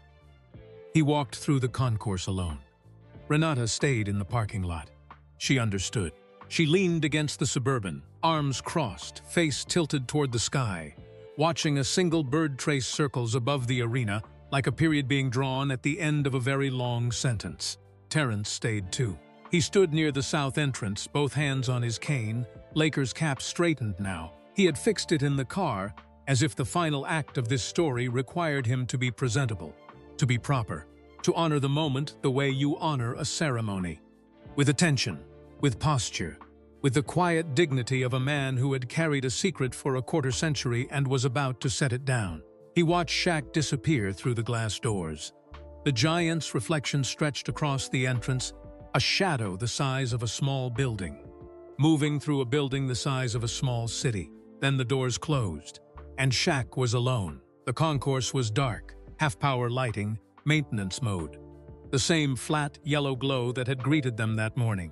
The same shuttered concession stands. The same black television screens. The same silence, but different now. Heavier, fuller. The silence of a place that knows something is about to happen within it. The silence of a theater, after the lights go down, but before the curtain rises. Shaq's footsteps echoed, each one a small detonation against the concrete floor. Step, echo, step, echo. The rhythm of a heartbeat measured in shoe leather and distance. He pushed through the Section 8 door, stepped onto the landing at the top of the lower bowl, and stopped. The arena opened before him. 20,000 empty seats. The court below polished and gleaming under the maintenance lights. The championship banners hanging from the ceiling like prayers pinned to the sky. The retired jerseys, his number 34, Kobe's number 8, Kobe's number 24, floating in the rafters on golden fabric, side by side, the way they were always meant to be. The arena was silent, perfectly, completely, absolutely silent. Not the silence of a place that's empty, the silence of a place that's full of every game ever played on that court, every shot ever taken, every cheer ever screamed, every tear ever shed. 25 years of human noise compressed into a single breathless hush. Shaq descended the stairs, slowly, the metal box in his arms, his eyes on row 24. He reached the row, turned, walked along it. His hips brushed the seatbacks on both sides. The same narrow path he had walked that morning with Terrence. But this time he was alone. And this time he wasn't looking for a hidden panel or a buried box. This time he knew exactly what he was here to do. He stopped at seat 34. Kobe's seat. The seat above the hollow. The seat that had guarded the box for 25 years. The seat that was, in a way that no other seat in any arena in the world could claim, sacred. Shaq opened the box, reached inside, took out the ticket. Los Angeles Lakers versus San Antonio Spurs, February 2, 2020. Courtside, row A, seat 1. This seat is for me. Save the one next to it for you. Shaq placed the ticket on seat 34. Gently, precisely, in the center of the purple cushion. The way you place a flower on a grave. The way you place a candle in a window. The way you place something exactly where it belongs and step back and let it be. The ticket sat on the seat. White cardstock against purple fabric. A small rectangle of possibility that never became reality. A door that was open but never walked through. A hand extended but never held. Then Shaq sat down, not in seat 34, in seat 35, the seat next to it. The one Kobe had saved for him. The seat groaned under his weight. 325 pounds of retired NBA center settling into a chair designed for a person half his size. His knees pressed against the seat in front of him. His shoulders spilled over both armrests. He was too big for the seat. He had always been too big for everything. Chairs, cars, doorways, the expectations of people who thought they understood what he was capable of. But he fit here. Somehow, impossibly, he fit here, side by side. Seat 34 and seat 35. Kobe's number and the seat next to it. A ticket on one, a man in the other. The arrangement that was supposed to happen on February 2nd, 2020. The arrangement that death had prevented. The arrangement that a metal box, a leather notebook, a cassette tape, and the combined faithfulness of an old construction worker, an archivist, and a widow had made possible. 5 years late. But not too late. Never too late. Shaq looked at the court, empty, polished, gleaming. He could see them. Not with his eyes, with something deeper. Something behind the eyes. Behind the brain, in the place where memory and imagination share a border. And you can't always tell country you're standing in. He could see two young men on that court, one enormous, one relentless, both wearing purple and gold. The year was 2001, or 2000. It didn't matter. The year didn't matter. What mattered was the way they moved together. The way the big one set a screen, and the lean one curled around it. The way the lean one drove the lane and threw the lob and the big one rose like something that shouldn't be able to rise, like a building deciding to become a bird, and caught the ball at its apex and slammed it through the rim with a force that made the stanchion vibrate and the floor tremble and 19,000 people lose their minds. And the way, for one fraction of 1 second after the dunk, the two men looked at each other and didn't say a word. Because the moment was too perfect for language, because what they had just done together was so far beyond the reach of words that any attempt to describe it would have diminished it. They just looked at each other and knew. Shaq sat in seat 35 and watched the Ghosts play. He watched them run the pick and roll. He watched them argue about a defensive rotation. He watched them ignore each other after a bad quarter and find each other after a great one. He watched them win and win and win. 3 championships in 3 years. A dynasty built by 2 men who couldn't stand each other and couldn't live without each other and spent 20 years trying to figure out which one of those truths was louder. Both. Both were loud. Both were true. And the space between them, the space where the fighting happened, the space where the silence lived, the space where the love hid because it was too big and too scared to come out. That space was the most important space in the story, because that's where the box was. In the space between them, in the gap, in the hollow. Hidden where nobody could see it, waiting for someone to be brave enough to reach in. Shaq sat there for 1 hour, 60 minutes, 3,600 seconds. An eternity by the standards of a man whose life was measured in 48-minute games and 30-second shot clocks. He didn't move, didn't check his phone, didn't speak.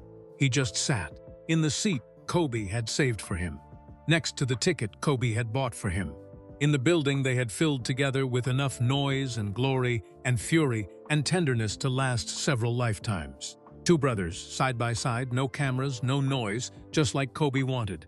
At 10:47 a.m., Shaq up, his knees popped, his back protested.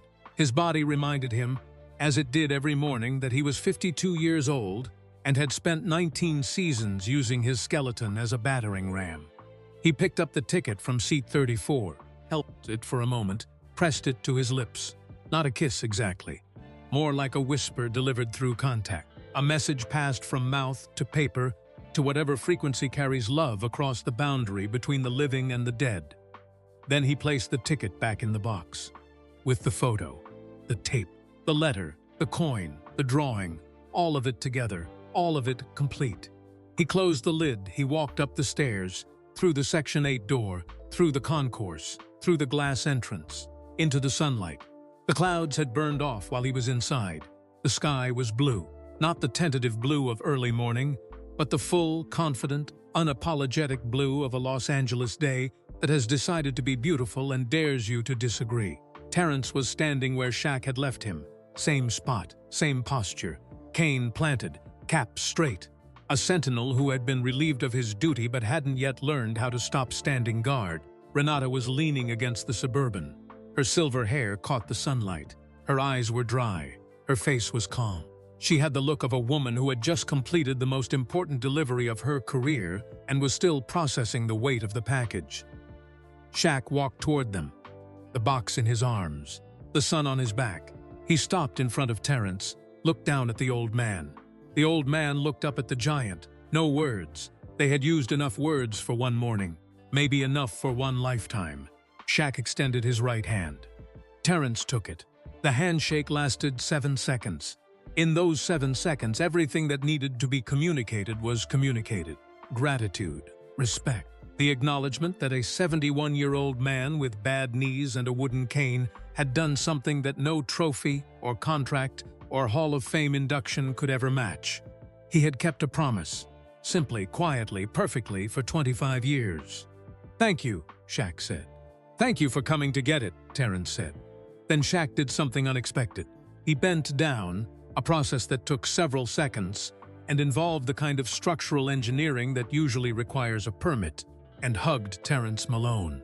The giant wrapped his arms around the old man the way a river wraps around a stone, completely, without reservation. Terrence's face disappeared into Shaq's chest. His Lakers cap got knocked sideways. His cane clattered to the ground for the second time that day. He didn't care. He hugged Shaq back. His thin arms barely made it halfway around Shaq's torso. It didn't matter. A hug doesn't need to be symmetrical to be complete. They held each other for 10 seconds. An eternity in the grammar of men who don't usually hold each other. An eternity that was exactly long enough. When they separated, Terrence's eyes were wet. Shaq's eyes were wet. Renata turned away and pretended to look at her phone because her eyes were also wet, and she had a professional reputation to maintain. Even though that reputation had been irreparably compromised by an entire morning of crying on a bench in Santa Monica. Shaq got in the Suburban. Renata drove him to LAX. Terrence took the number 40 bus home. 2 transfers, 47 minutes. That afternoon, sitting in a first-class seat on a Delta flight back to Orlando. The same seat, 1A, the same airline, the same route, but a different man than the one who had flown west 12 hours. Earlier, Shaq called Vanessa Bryant. They talked for 2 hours. He told her everything, every item, every word, every feeling. He described the photo, and Vanessa said she had never seen it either. Kobe must have gotten it from the team photographer and kept it private. He described the coin, and Vanessa laughed. Really laughed. The kind of laugh that surprises you because you didn't know you still had it in you. "The dream," she said. "He told me about that dream. March 2000, he woke up in the middle of the night and said, 'Van, I just dreamed I scored 81 points. I told him to go back to sleep. 6 years later, he walked through the front door after the Toronto game and said, 'Remember the dream? I almost fell off the couch.'" They laughed together, Shaq and Vanessa, laughing at Kobe, laughing with Kobe, laughing because the alternative was crying and they had done enough crying.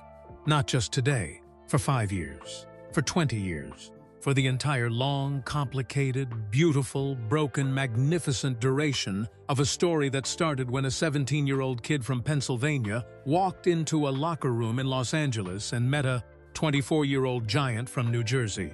And neither of them knew that they were about to become the most important person in each other's professional life, and maybe, in each other's heart. Vanessa told Shaq about the ticket. She said Kobe had mentioned it in passing in December 2019, just once, casually, over dinner. "I'm gonna invite Shaq to a game next month," he had said. "Just me and him, courtside, like the old days." Vanessa had smiled and said, "It's about time." Kobe had smiled back and said, "I know, it's about time, I know." 2 sentences. 6 words. A marriage worth of understanding compressed into a single exchange over pasta and sparkling water in a kitchen in Newport Beach. On a December evening, when the world was still whole, Shaq thanked Vanessa for the card, for letting Renata find him, for not opening the box herself, for trusting the process that Kobe had set in motion 25 years ago. "He built this for you," Vanessa said. "All I did was make sure it got delivered." "You did more than that," Shaq said. "I know," she said, "but he did more than all of us." They hung up. Shaq looked out the window at 40,000 feet. Somewhere below, America scrolled past. Cities, farms, rivers, mountains. 170 million people going about their Sunday without knowing that a metal box had been unearthed from beneath a basketball arena that morning, and that the contents of that box had rearranged the interior architecture of a man who was 7 feet 1 and weighed 325 pounds, and had once believed he was too big to be broken. He wasn't too big. Nobody is. But he was big enough to be put back together. On January 26, 2025, the 5th anniversary of the helicopter crash in Calabasas, Shaquille O'Neal posted nothing on social media. No tribute, no hashtag, no Instagram story, no tweet, no video, nothing the internet noticed. A few sports reporters wrote articles. Shaq silent on Kobe anniversary. O'Neal goes dark on 5th anniversary of Bryant's death. The comment sections filled with speculation. Was he sick? Was he angry? Had something happened? Something had happened. But not the kind of thing that fits in a headline.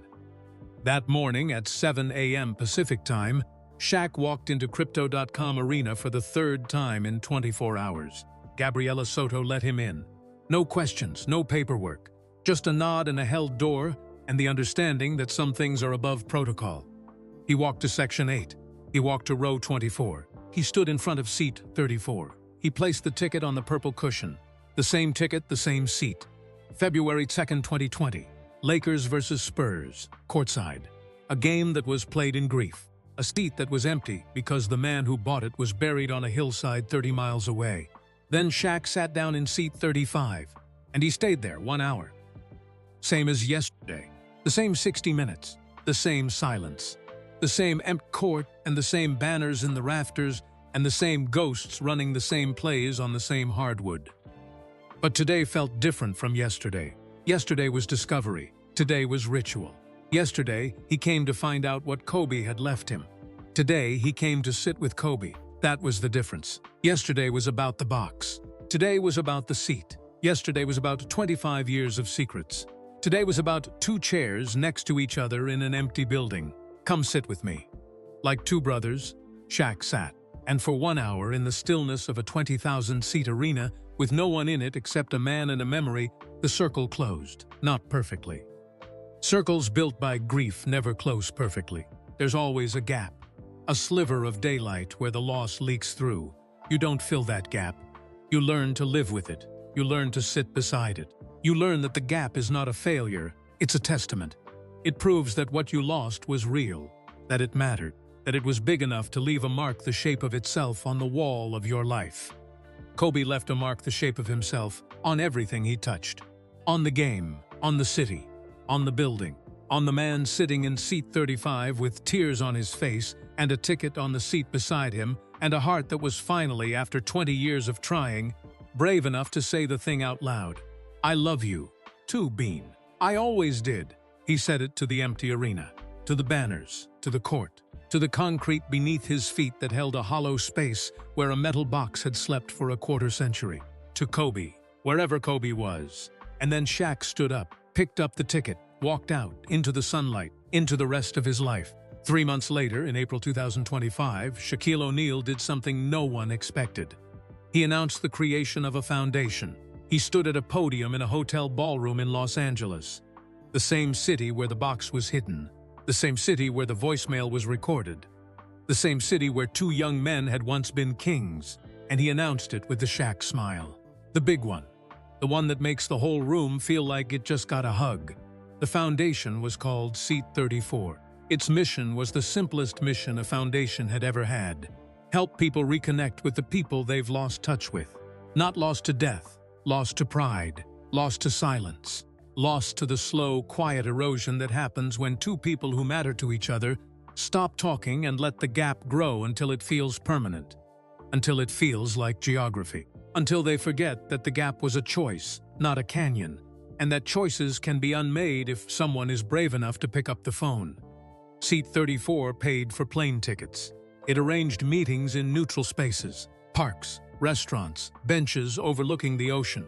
It provided counselors who specialized in the particular kind of grief that comes from missing someone who is still alive. The grief of unfinished sentences. The grief of calls not made. The grief of pride. Former athletes. Estranged siblings. Old friends. Business partners who'd let a disagreement calcify into a decade of silence. Parents and children. Coaches and players. Anyone who had someone they needed to see and something they needed to say and a gap they needed to cross. In its first year, Seat 34 reunited over 200 people. 200 conversations that almost didn't happen. 200 handshakes and hugs and tearful, awkward, beautiful moments in coffee shops and living rooms and airport terminals. 200 stories that could have ended with silence, but ended with words instead. Because Shaq understood now. The box had taught him. The letter had taught him. The ticket, the small, impossible, heartbreaking ticket, had taught him the lesson that Kobe spent 25 years trying to deliver. Don't wait too long. Terrence Malone became the foundation's honorary advisor.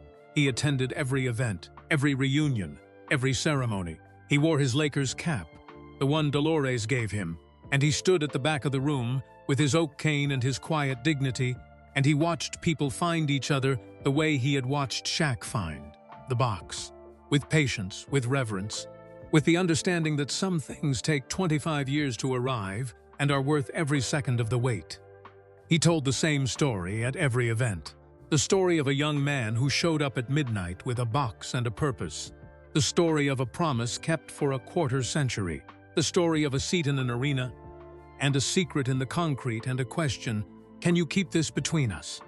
That was answered not with words but with 25 years of silence.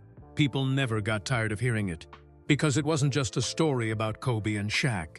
It was a story about them, about anyone who had ever loved someone too much to say it and lost the chance to try. About anyone who had ever held a secret for someone else and understood that the holding was the gift. About anyone who had ever looked at a phone and almost called and didn't and promised themselves they'd do it tomorrow. Terrence Malone was proof that tomorrow doesn't always come. But he was also proof that if you're patient enough and faithful enough and stubborn enough to keep a promise even when the person who asked you for it is gone, then sometimes on a gray January morning in Los Angeles 25 years after you sealed a box in concrete, the right person shows up. And the wait is over, and the secret goes home. Renata Voss continued her work with the Bryant estate.